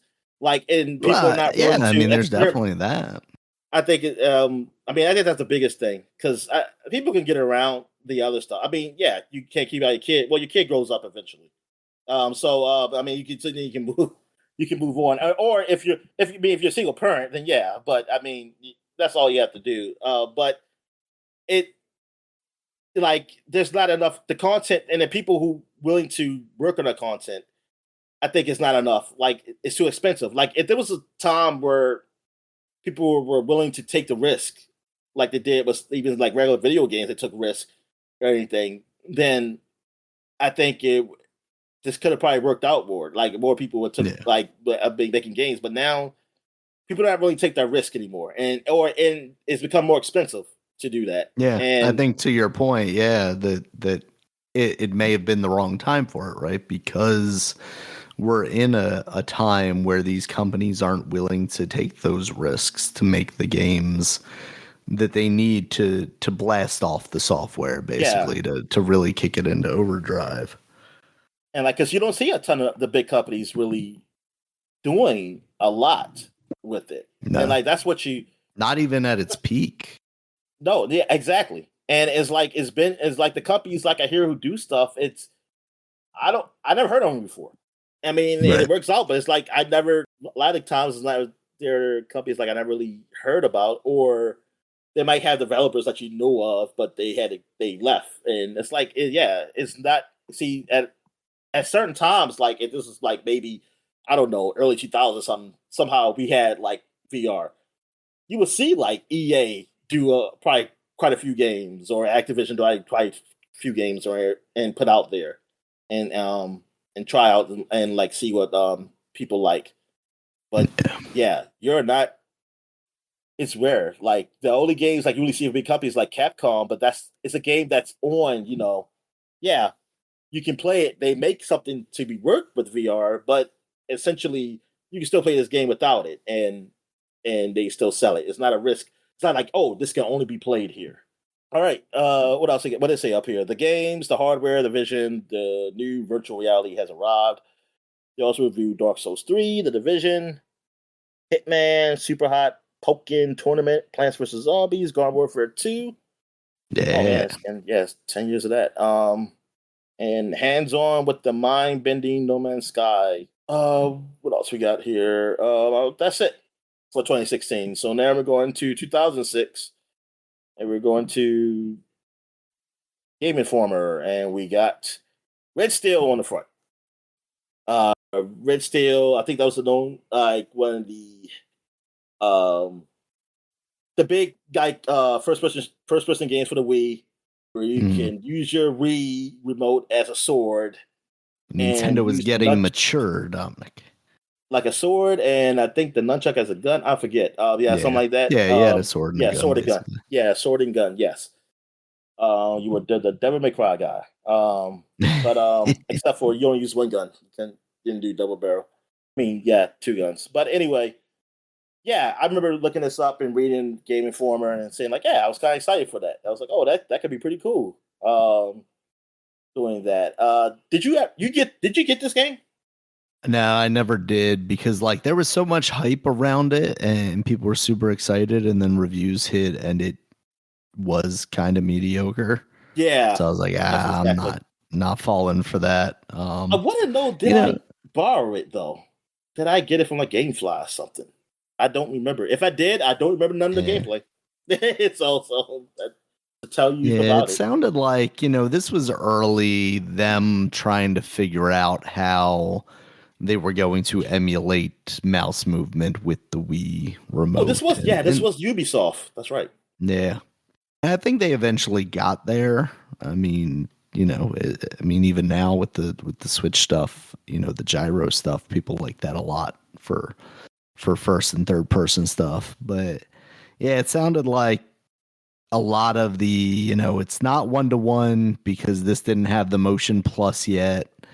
And kind of the promises that they made or we expected out of it were not actually able to be done until that second revision of the hardware with the motion plus stuff built in or the little dongle attached to your controller. And then I remember there also being like issues about like the way you turned, right? Like when you moved towards the edge of the screen, like your turning quickness and stuff that they just didn't quite lock down very well. So it sounded like it ended up being an okay game, but not quite the mature heavy hitter that everybody was hoping for out of Nintendo as they transitioned into the Wii. The first game I ever played was Metroid. That was the first person shooter game on the Wii that I played. Metroid 3, I think it was. I think I just borrowed it from you. Like a true first person shooter. I like the only other game I played that was a first person, but it was on rails. It was the Resident Evil Umbrella Chronicles game. Oh yeah, but that's just like a on rail shooter, But yeah, all right. What else we got up here? World exclusive hands on. World exclusive hands on with the Nintendo Revolution. Still called it Nintendo Revolution. Yeah, it was just so weird. Yeah, I guess not until E3. Maybe not until E3 they call it the Wii. Yeah, I mean that sounds right, but at the same time, I feel like we weren't really seeing games like that until we already knew it was the Wii. But I guess not. I'm just misremembering. Right. I mean, it was a long time ago now, Daniel. It's only 20 years. Yeah, 20 years, but you're 40 is like not. It's different. Only half my lifetime ago, Dom. All right. Where are we at here? GamePro. 20 years ago. Oh, you asshole! Why'd you put this? You put this because I said it was stupid. Why? Family Guy. It's on the front of GamePro. This game that I'm sure the Metacritic rating is very low. Very low. Yeah. But I think this also is like the end. This was the end of like GamePro. Like GamePro only probably had like so many issues left. It's gotta be right, yeah. And I think because like world exclusive Family Guy is like you only put it up here because Family Guy is big, and hopefully that can get some people to get this magazine because they like Family Guy. But if this wasn't a game like worth being on the cover, like as the game came out, like this isn't like the South Park game. We didn't know that at the time, Dominic. We thought you would never big property. I think we could have like to see like wonder what they actually show because that means they have to show off actually like images of the game. They had to look horrible. I mean, I had to look at those images. I remember seeing the images of the game and it looked like a game that I thought was going to suck. Like honestly. What else I got here? 300 plus games and codes inside. They got The Godfather, Dead Rising, Tom Clancy's Ghost Recon, Advanced Warfighter, Kingdom Hearts 2. It's not just some Mickey Mouse game. I mean, you knew that from Kingdom Hearts 1. They also got the Brave Game Strategy, the outfit in here. You got the whole strategy, or just or is like some of the strategies they say, hey, buy. I wouldn't be surprised if at that point they had just put the entire strategy guide in there. Oh, okay. Been like, I mean, it's also the outfit, which was like kind of, I want to say like early roguelike kind of thing because it was about runs and like it was like an arcade game, right? Yeah, the outfit, yeah. because that was like it was a military thing, wasn't it? Yeah, Yeah. you don't need a Brady game strategy for that. That's why it's only like 10 pages long. The 2005 Game Pro Readers' Choice Awards. Wow, they actually got awards now? Okay. Look, 3 million readers each month. I can't say the number one game magazine anymore, but they can say this though. PS3 Online, Test Drive Unlimited, and E3 sneak peeks. Oh yeah, PS3 Online, that's kind of a big deal. I mean, because PS3 hasn't come out, and the online on the PS2 was very limited. Like it was bare. It was very bare. And they were competing, with the Xbox 360. Online is becoming bigger, and this also they were free. It was free at the time. But it wasn't. This is a time also you see why Xbox like charging for Xbox. It's like, okay, I understand. Like PS3, it's not as good. But now we're at a point where we don't need to be charging anything for y'all for online. y'all just taking free money. All right. Where am I at? Okay, my fault. All right, so that's it for 2006. Then we got 1996. We got Nintendo Power. We got King Griffey on the front. I'm surprised you didn't do Nintendo Power with the Mario Brothers on the front. Yeah, I mean, it just was the two of them. What's up? Why are you hating on Mario now, Dan? You used to be a Mario lover.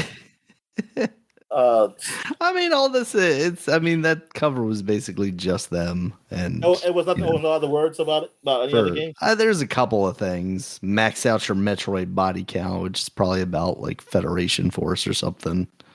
Odama, which we talked about already. So there's not really much there. Okay, all right. So we got King Griffey in the front for King Griffey Jr.'s winning run.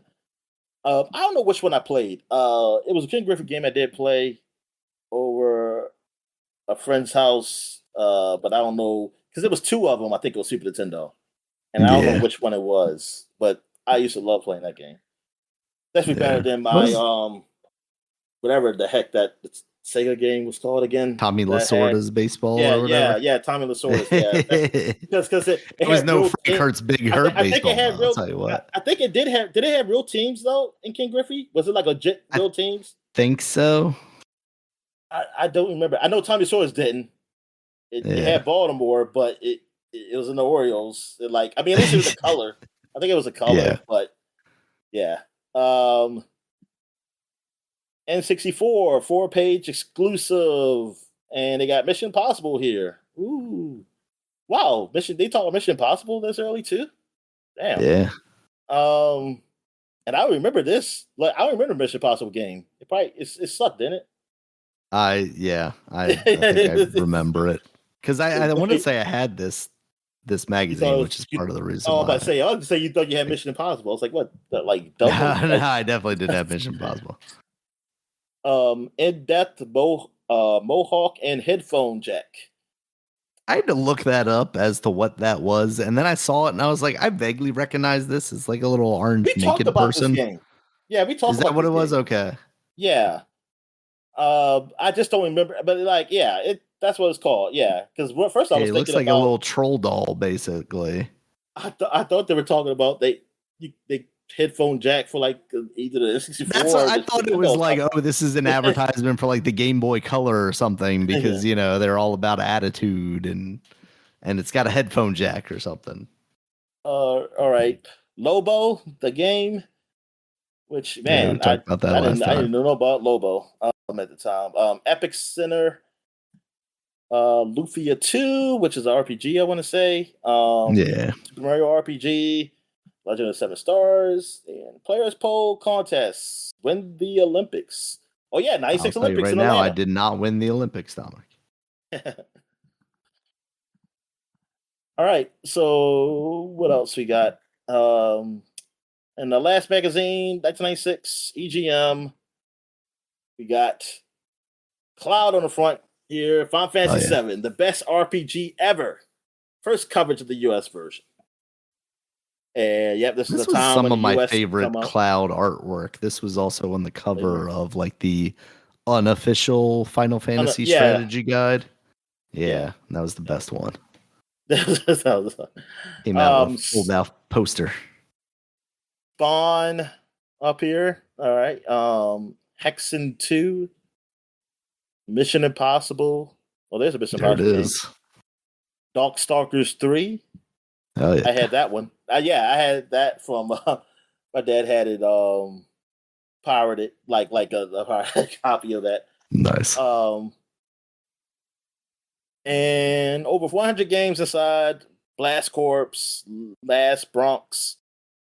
What's this? Xevious 3D. Yeah. Race. What is Last Bronx? That's what I want to know. Is that Jackie Chan or something? What is that? Yeah, I don't know. um, Ray Storm, Manx TT, Albert, Odyssey, Dynasty Warriors. Oh yeah, Dynasty Warriors. That's the first There you go. Dynasty Warriors. What the fuck? Also PlayStation and 64 are now $149. Only $149, Daniel. Oh my god, that's so expensive. I'm never gonna buy one of these things. They're $149. That's crazy. It's so Yeah. crazy to think a console like a legit console like you buy from the store, not something you get from eBay or something. It's $149. Dominic, when I saw somebody post on Reddit like I don't know, like a year or so ago, of just an end cap full of all the different colored Game Cubes at a Walmart with just $99 on the top I remember of it. I was that. like, And oh that's when I my got one. god. That's when I got one. It was $99. Can you imagine a world where the console price Which goes is down funny and not up?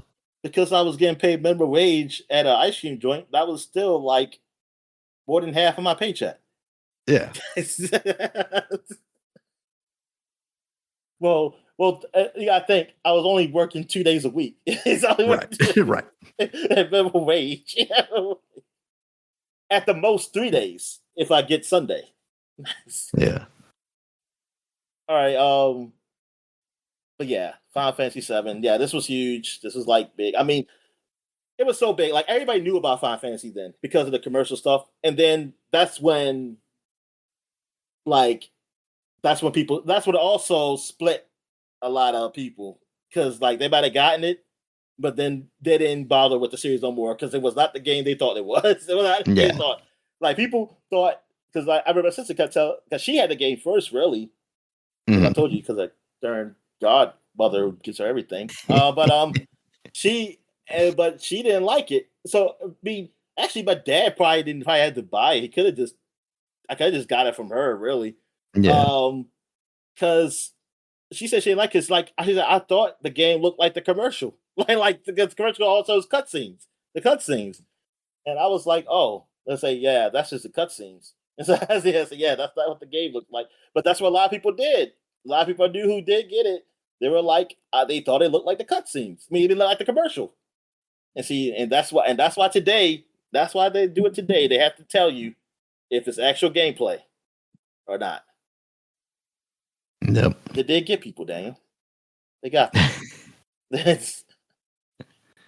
All right, so that's it for the flashback segment. So we're gonna take a quick break. When we get back into the gaming news, and we're back. Let's get to the gaming news. What we got? All right, Dominic, your time has finally come. LEGO is making a Sega Genesis. That's going to be coming out on June 1st for $40. It's going to be 479 pieces. Sounds like it's not going to be quite as complex as like the NES that they put out, but I think it's always nice to see from LEGO like more reasonably priced things. I mean, and this could $40 play seems like Genesis a lot, games. but of course, you can play Genesis games. I'm sure someone will mod it within a month of Lego form. its release. And they have to be in Lego form when I play them. Yes. Yes, just little Lego guys on the screen. Yeah, it seems cool. You know, I like when they do ones like this, like the Game Boy too. I mean, the Game Boy is like life size, but because of the size, I guess it was a decent, you know, value, I guess, per piece. It didn't seem like crazy like these ones that are 150, 200, $650 like that Pokemon one, which like is a ridiculously sized thing, but also like why is the thing that you're making $650? Yeah, Um, it's yeah. I I mean, I don't know. know why, because I could live. I Lego could live. perverts are willing to pay for it. Yeah, I wish I was in. I lived in that world where.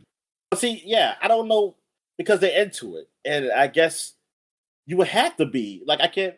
It would be a world where I'm like casually just buying that, Yeah, even no, if I had the absolutely money. not. It's like I had to be something I love to do. Because I'm like, why? Yeah, yeah. You have to be really No, if you into it. got money like that, Dominic, and you're casually buying one, not because you're like super into it, then you're just having the help put it together for you. Yeah, exactly. You just have like, yeah, put it, and I want to put it somewhere like to really show it off, and I'm gonna tell my friends I actually did it. You're a billionaire streamer now, and you need it for your background. That's what it's all about. Yeah, it looks cute, and then it seems like it has like an Easter egg, like all these Legos do, where like if you take off the top, it's got a Sonic face down there on the bottom. So that's neat. Is it like the old Sonic face, and not the new one? I mean, it's in Lego brick, so it's it's a little, it's not like super slim down, but it's also not fat. It's hard to make out because it's not like high resolution or anything like that. Hmm. Somewhere in the middle. I'm just saying, if it's not the fat one, then that is He's wrong. got teeth, Dominic. He's It's got wrong. teeth. It's Sonic the movie, but from the trailer. Man, they showing his Sonic never showed his teeth in No, the I'm Sega Genesis. kidding. I'm kidding, Oh, Dominic. I'm kidding. I'm kidding. All right, Dominic. Next up, we talked last week about the Steam controller, how that stuff had leaked. It sounds like it's going to be $99. Well, basically, Monday, the embargo dropped. Everybody's got these things, apparently. It is going to be $99. It's actually launching for sale this coming Monday on May 4th. And Star Wars it Day. seemed, yeah, May the 4th of the Steam Deck controller be with you. It seems like people are pretty positive on this thing. Oh, but well, I mean, I'm sure you probably could play it. You can just use it on the Steam Deck controller. I mean, a Steam Deck. Use the controller on the Steam Deck. Yeah, I mean, you can because it's going to be Bluetooth. Okay. I just said Steam Deck controller because that's where my head went, but nah, they don't call it that. It's just a Steam controller. Now, one of the things that they pointed out, which I thought was interesting in these reviews that I never really thought about, it is a Steam controller, and because of that, you know how they have all that like Steam controller stuff built in where you thought the big different profiles. Well, like how they have different profiles and people save them and customize them and do stuff like that. It's basically like Steam has its own controller drivers outside of the Windows drivers. Well, apparently this doesn't have like native Windows drivers. So it's not a controller that you can just necessarily plug in and use for like the Xbox app games. So like your Game Pass games. I'm sure someone will very quickly resolve that issue because apparently that was also a thing with the original Steam Deck controller and people immediately, created custom solutions for that.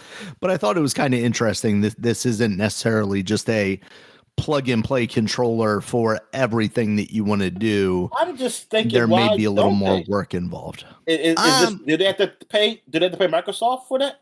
I don't know that they have to pay or not. I just wonder if it's one of those things where they're like, well, Windows is not a priority for us. In fact, we're trying to move people away from Windows. So, we're just not going to worry about it. It's one of those things. It's like not so consumer friendly, but we kind of don't really think about it because it's built into their ecosystem. But when you really think about it, it's like, oh, they're just trying to, tie more things exclusively into their ecosystem. I just think it's not a priority for them, basically. They designed it to work with your Steam library, and it works perfectly with your Steam library. And then everything outside of that, they don't really care how you use it, I guess. But that could be detrimental to them, right? Because like if I was thinking about it, like yeah, I'm kind of interested in this controller, but then when I heard that, I was kind of like maybe I don't like just jump on one of these right away, because at the end of the day, most of the games that I'm playing on the PC now are through that Game Pass Xbox app. So if I'm waiting for some guy to just randomly make a driver that will work for this thing, I might be sitting here with a controller that I can only use with things that I'm not necessarily playing at the moment, you know? Yeah. So we'll see. Like I said, I'm sure within like a month there will be Windows drivers for this thing. You know, because people were doing that with the DualSense, you know, the PlayStation controller before Sony finally released official stuff for that. But, you know, it's like you were complaining about the way controllers work in fighting games a lot and the not like native support. Yeah, there's a novelty like to seeing the button that you actually have pop up on the screen, but also there's just some like clarity. Like I've never liked seeing a PC game where it tells me button 1. I can never tell you where button 1 is on a controller. And that's mostly like going back and playing old games, but it's still one of those things that irks me. It's like I have to go into the Windows thing and press down on the button to see which number lights up Yeah. to know which Yeah, button exactly. is button I number hate that. 1. I hate that. Yeah. So, yeah, I'm still intrigued by it, but I'm somewhat cautiously optimistic about it. There are some rumors out there now that Valve has some hardware importing in as well. So there's a lot of speculation as to whether this might be the Steam frames, the VR stuff, or if they are actually going to be launching some Steam machines soon. You know, all the speculation right now is that, you know, because of memory prices and hardware increases, cost increases, that, you know, they're not sure when they're going to launch that thing because they won't be able to make it a reasonable price. But at the same time, you know, the longer you sit on it, that hardware is going to get older every day. What are you going to do? You spend a lot of time designing and I would imagine at least manufacturing parts of this thing that you've got sitting in a warehouse somewhere. Maybe at a certain point they bite the bullet and say, here it is. This is what it costs, unfortunately, because of all of the world's economic issues. But, you know, this is what we can offer you, basically. And you will still have your hardcores bite on that. So, you know, they'll get their sales, but just don't know if they'll be able to reach mass adoption like maybe they were hoping for, even though I don't know that that was ever the goal necessarily, mass adoption. But obviously they want to do better than the last time they tried the Steam machine, right? Yeah. So, all right, Dominic, the next story I got here, Subnautica 2 is going to be hitting early access on May 14th.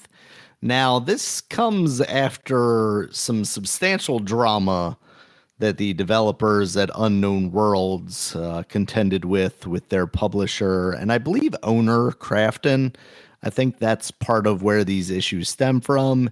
Is Krafton effectively purchased Unknown Worlds, and then as part of that deal, there was like a $250 million bonus set up if they met these goals and timelines that they had agreed to. And it sounded like Subnautica was kind of on its way to meeting those goals. And then three of the top leadership people were fired, basically, with Krafton's leadership saying that there was an absence of core leadership. They had pretty much just become negligent. They were off doing their own things while this game was struggling.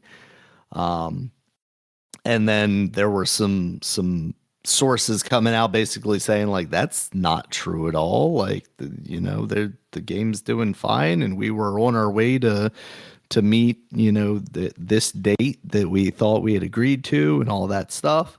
And you had Krafton saying basically like, no, the game's in an awful state and it's not ready to ship. Well, the people that were fired took Krafton to court, and as part of discovery, it turned out that the CEO of Krafton had discussed with his lawyer how to get out of this deal because he didn't want to pay the $250 million for what it seemed like they were going to be able to pull off here. And the lawyer was like, well, you kind of don't have any options. So he was like, I'm smarter than you. I'm going to talk to ChatGPT about it. So apparently he asked ChatGPT how to get out of this deal. ChatGPT basically laid out a plan that he followed in getting rid of this leadership. Oh. And did it kill him? Yeah, then murder. Thankfully, ChatGPT didn't say that because it sounds like you would have trusted whatever ChatGPT told him. And then apparently, despite his lawyer's warnings, he followed through with what ChatGPT told him. I mean, the ChatGPT knows lawyer. I mean, it goes to lawyer stuff too, man. He got his law degree. Exactly. From Phoenix. From what was it? The University of Phoenix? Phoenix University, yeah, best in online courses. Yeah, so and basically this resulted in the court saying, no, you got to rehire these guys. They were wrongly terminated.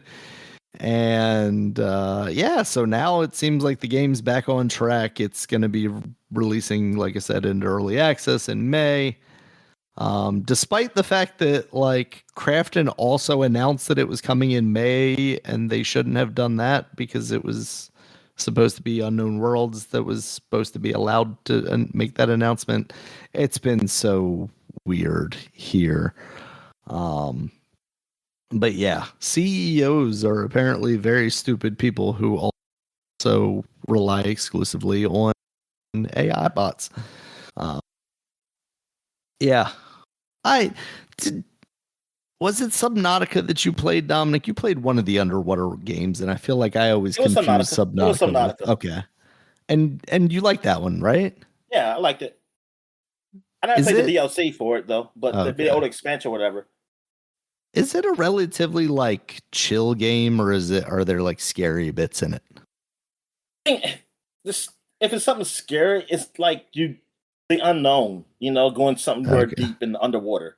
But it's not really scary. It's not really scary, no. Okay. Yeah, that seems like a pretty cool game. Now the expansion is more story driven. It feels like it's more story driven, so I don't know about that. But yeah, it seems like it's more explore. You explore the like deep unknown ocean, like ocean of another planet. Like this ain't Earth. Gotcha. So. All right. Well, get your Tupac bobblehead on next weekend. Oh, is it next weekend already? Jeez, yeah. Nice. Only if he comes with a Madonna bobblehead, Dominic. Yeah. Tupac with the Oreo game. That's all about. All right. What else we got, man? All right. The last story I got here, Dominic, is last week I had started seeing rumblings around this. But there was nothing like substantial to it, so I didn't talk about it during the news. But Sony was having some weird issues where people were trying to access games that they had bought digitally, and it was giving them an error, basically saying like their license was up when they were offline. And I've seen some extensive testing from Reset Era, like the Reset Era forums.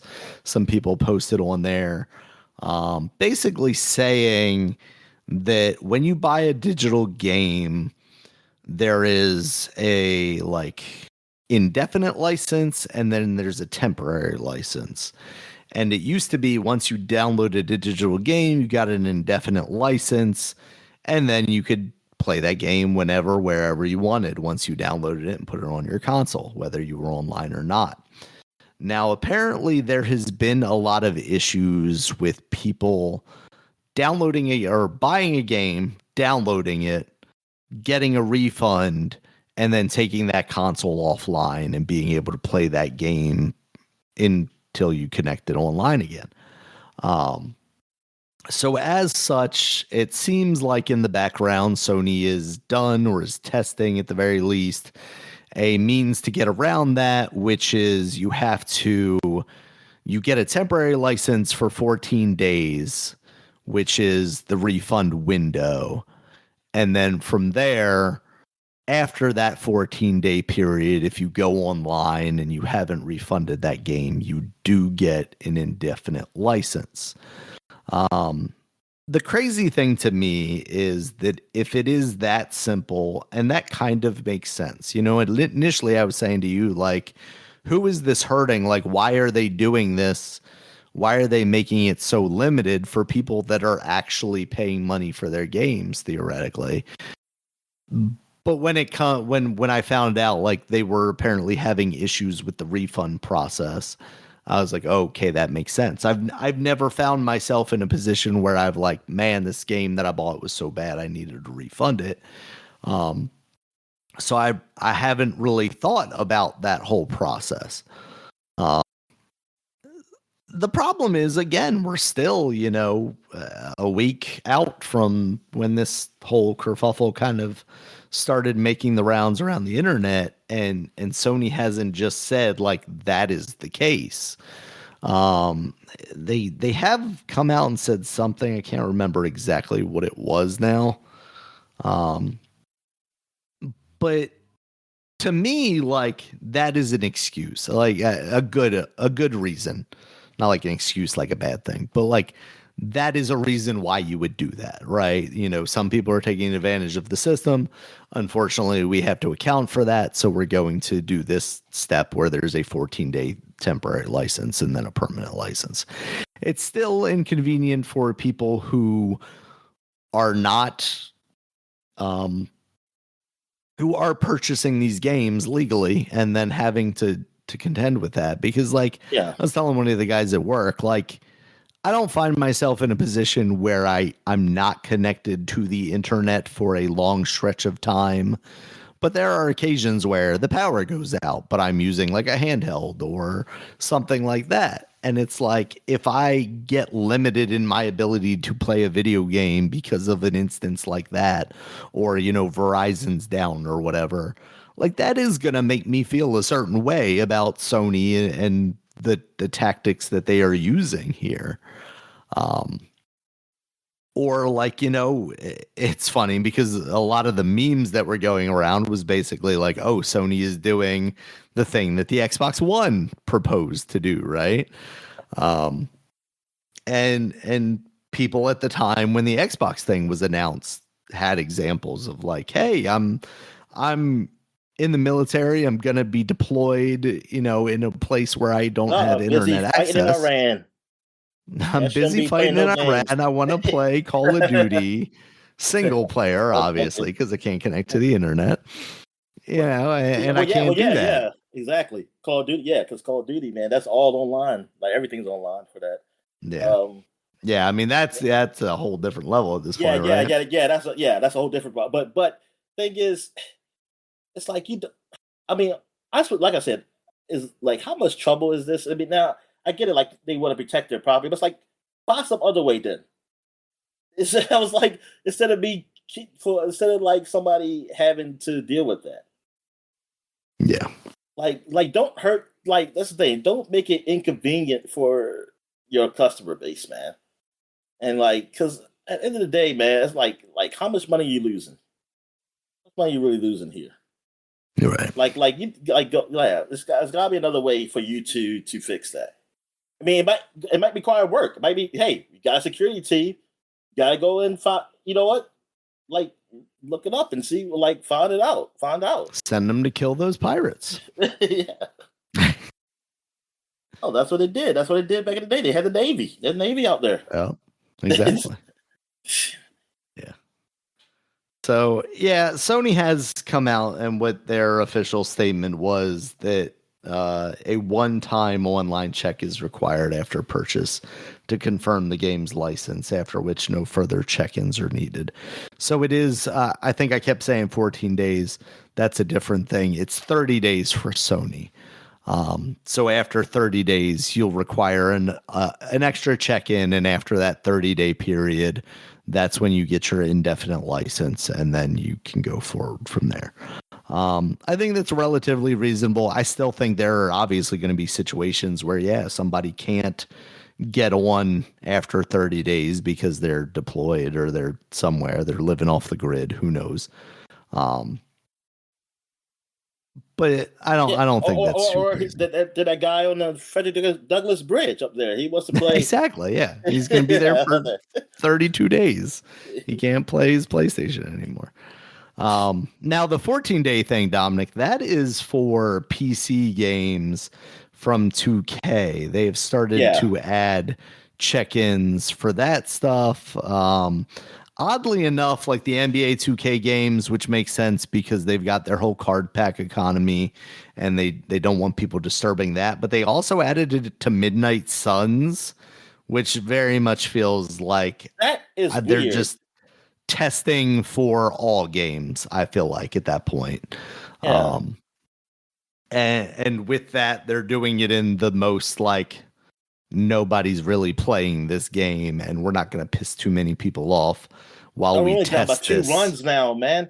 But now this guy comes in and put 2 men on base for the oh Jesus. no outs. Like, come on, man. We finally coming back, man. Don't do this. Yes, go talk to him. Go talk to him. Calm him down. Settle him down. Or take him out and put in a position player and just blow it all up. All right. Yeah, the 2K. Okay, back to 2K. Yeah. So we're just getting into this economy where, you know, you're going to have your people who are like, oh, this is why I don't buy digital games because blah, blah, blah. And we've already had that discussion. We're not going to have that discussion again. Your physical copies of games don't mean anything anymore. They're just digital copies with a physical key attached to them. Whatever makes you feel better inside. Whatever makes you feel better about doing that, then go ahead. But don't tell me. But don't try to convince me that it's like it means more. Like having this disc means more now. Like now in today's gaming. Yeah. So I hate that they're just making it more inconvenient for people that purchase these games just because just like de novo, like the only people that are getting affected by the negatives of those systems are the people that are buying the games legally. All the people bypassing their security are not affected by that. Like, that's why you'll hear people talk about like, well, yeah, I bought this game, but then I went and I downloaded the cracked version because it has de novo stripped out and I get better performance out of the game when I do that. And it's just like, that's absurd. Like, I don't understand how we're in a world where we find that acceptable. So yeah, it's just more consumer unfriendly tactics that I think we're going to obviously see more companies adopt. I mean, we already see Sony here doing something similar, and I feel like that's somewhat understandable. I wish they were a little more transparent about that. But then this 2K stuff, just, it's unnecessary. Like, Marvel's Midnight Suns, really? Like, you spent money to have somebody implement this into that game. You don't have them doing anything else for that game now. So why does it even matter at this point? Like, if people pirating that game, if that's what your concern is. Yeah. So that's basically the news I saw this week. Dominic, did you see anything else? No, I ain't seen. All right, then we'll get into new releases here. Dominic, first up, you mentioned earlier Diablo 4. Lords of Hatred, that's on PC, PS4, PS5, Xbox One, Xbox Series X and S. I ain't watching no more. Oh no. What happened? Like they couldn't get, like, the ball went up, but like it looked like they could have got the ball, man. Like somebody could have fielded it. It's Yeah. and it rolled past both the second baseman and shortstop, like just right on Jeez. it, and it just stopped right in the field, like there, and like got the freaking run. They got to run now. Yeah. Disrespectful Yeah, that little was bloop into Jackson. Come on, Jackson. I thought I was talking about how good he was. He's like, let me make sure I disappoint him. All right. We also have Invincible versus. You played a little bit of that beta. Yeah. Pretty positive on it. Yeah, Is it something you would? Are you looking forward to getting it? No. Not really. Not really. I mean, yeah, Story it's not stuff something doesn't like even. maybe like a sale or something. But Okay. yeah, I'm not really really looking forward to it or anything. Gotcha. I wouldn't mind having it, but it has to be like a sale. I gotcha. And then the big one, Dominic Suris, is now out for the PlayStation 5. This isn't getting bad scores, but it's not been as positive a reception as I was Really? kind of I expecting. I only looked at two places, so I have no idea how. I mean, the Game I've seen Informer some gave talk it a good score. basically that like Returnal is the better version of this. Oh, really? Damn. Yeah. That's a game I still need to get around giving a shot to. Yeah, I'm still intrigued by it, but considering the fact that I haven't gotten around to Returnal yet, I think I would just give that a shot before I rush out and buy this game. But it's still, like I said, it's still getting positive. Yeah. IGN gave it a 7. Michael Higgum gave it a 7 up there. But as you know, it's on IGN, so it's everything on IGN. The reviews are just IGN. There's no people behind it. So if you see something that doesn't make like how does this score? Yeah, how does this game get this score? But this one does it. Yeah. That's what you do. But anyway, 93 from Game Informer. It looks like that's what I'm saying. Game Informer gave it a score. Is this a cover game? I think this game is on a cover. I feel like I never go to GameSpot. Let's see. They gave it a 9. Oh yeah, there's an NBA Street like successor coming. Called NBA The Run. Okay, NBA The Run. I haven't seen any like video gameplay. I've just seen because I'm looking on Game Informer at this. Oh, interesting. It's supposed to be since 2026 sometime. But I mean, NBA Street is like, especially Volume 2, like 1 and 2. Yeah, there is like probably the best basketball games I ever played. I'm wondering who's actually working on this. Is this the one that I've seen before? Play by Play Studios. I don't think so. Like it looks interesting. It's got a cell shaded look to it, which is different. You got chickens on the basketball court for some reason. Probably in Mexico or something. Excuse me. Yeah, I'd be interested to see more of this. It doesn't quite look as over the top as an NBA Street, though. But I wonder if they would be concerned about like going too far. You know, being as extreme as it was back then.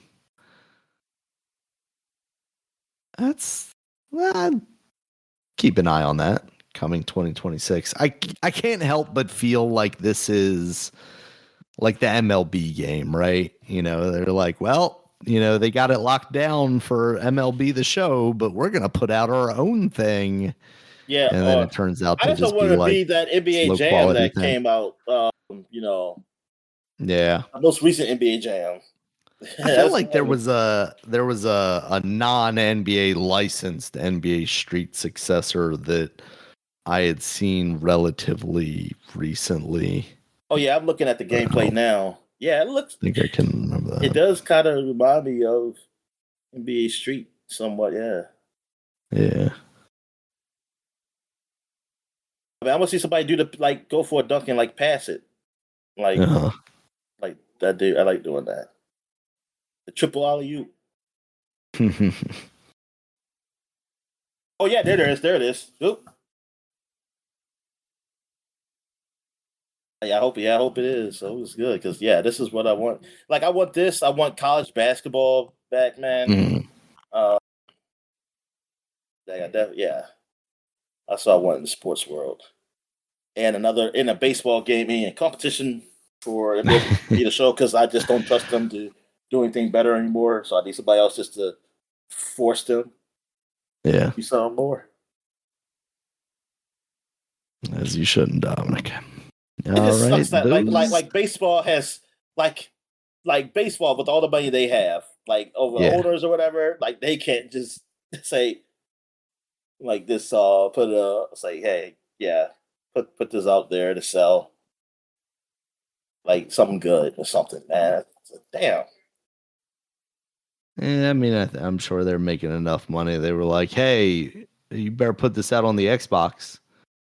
And then they did, hey, we're going to make our own game. And I think they did, but it was like super mediocre. Oh yeah, / bad. yeah, they did make their own game. It was so bare.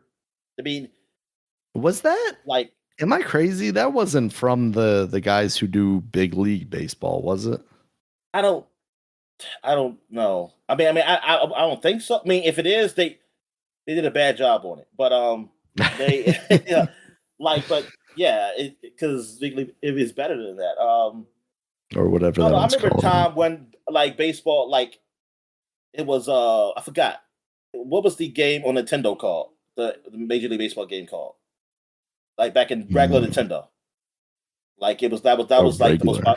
the most popular like baseball game at the time because that's what it was called, and people was like, hey.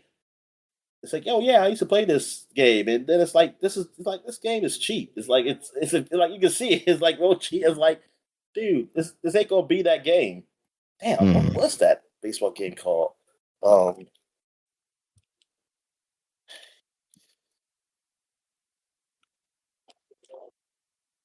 Because yeah, my brother had it.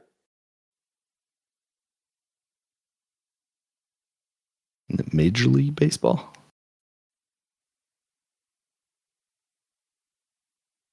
It was no, no, not just Major League.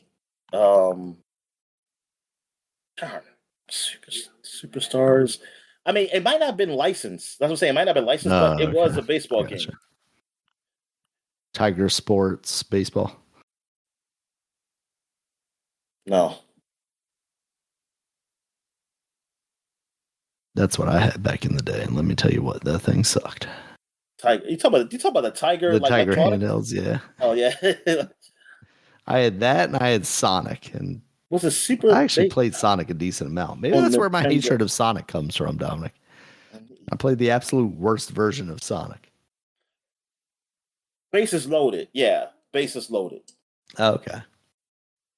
Yeah, they had a thing like a bases loaded. Say, oh look, it's back, and it's like, no, it's not. It's not that. This is the rotting corpse of it. Yeah. You're propping it up. Not bases loaded. I'm sorry, not bases loaded. That my brother did have bases loaded. It was RBI baseball. RBI baseball. That's okay. Yeah. Oh, yeah. When they brought that back, yeah, exactly. Yeah. Yep. But bases loaded there, and I gotta look at bases loaded again now.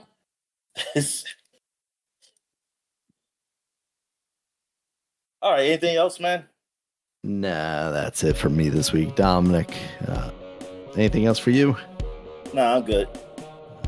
Thank you guys as always for listening. You check us out on Twitter. Dominic's at DStallworth5. I'm at Regulus MB. The podcast is at SupaPod, SUPAPOD. SupaPod.com, at SupaPod.com on Bluesky. as well as at regulusmb.sky.social and at dinoman at dominicstalworth.bluesky.social. We also have a website, SupaPod.com. You can check us out there. It has all of our previous podcasts as well as links to all the places you can find us, including YouTube, where there's a video version of this podcast, and then all of the audio places like iTunes, YouTube Music, Spotify, Amazon Music, and Audible. And until next time, guys, talk to you later.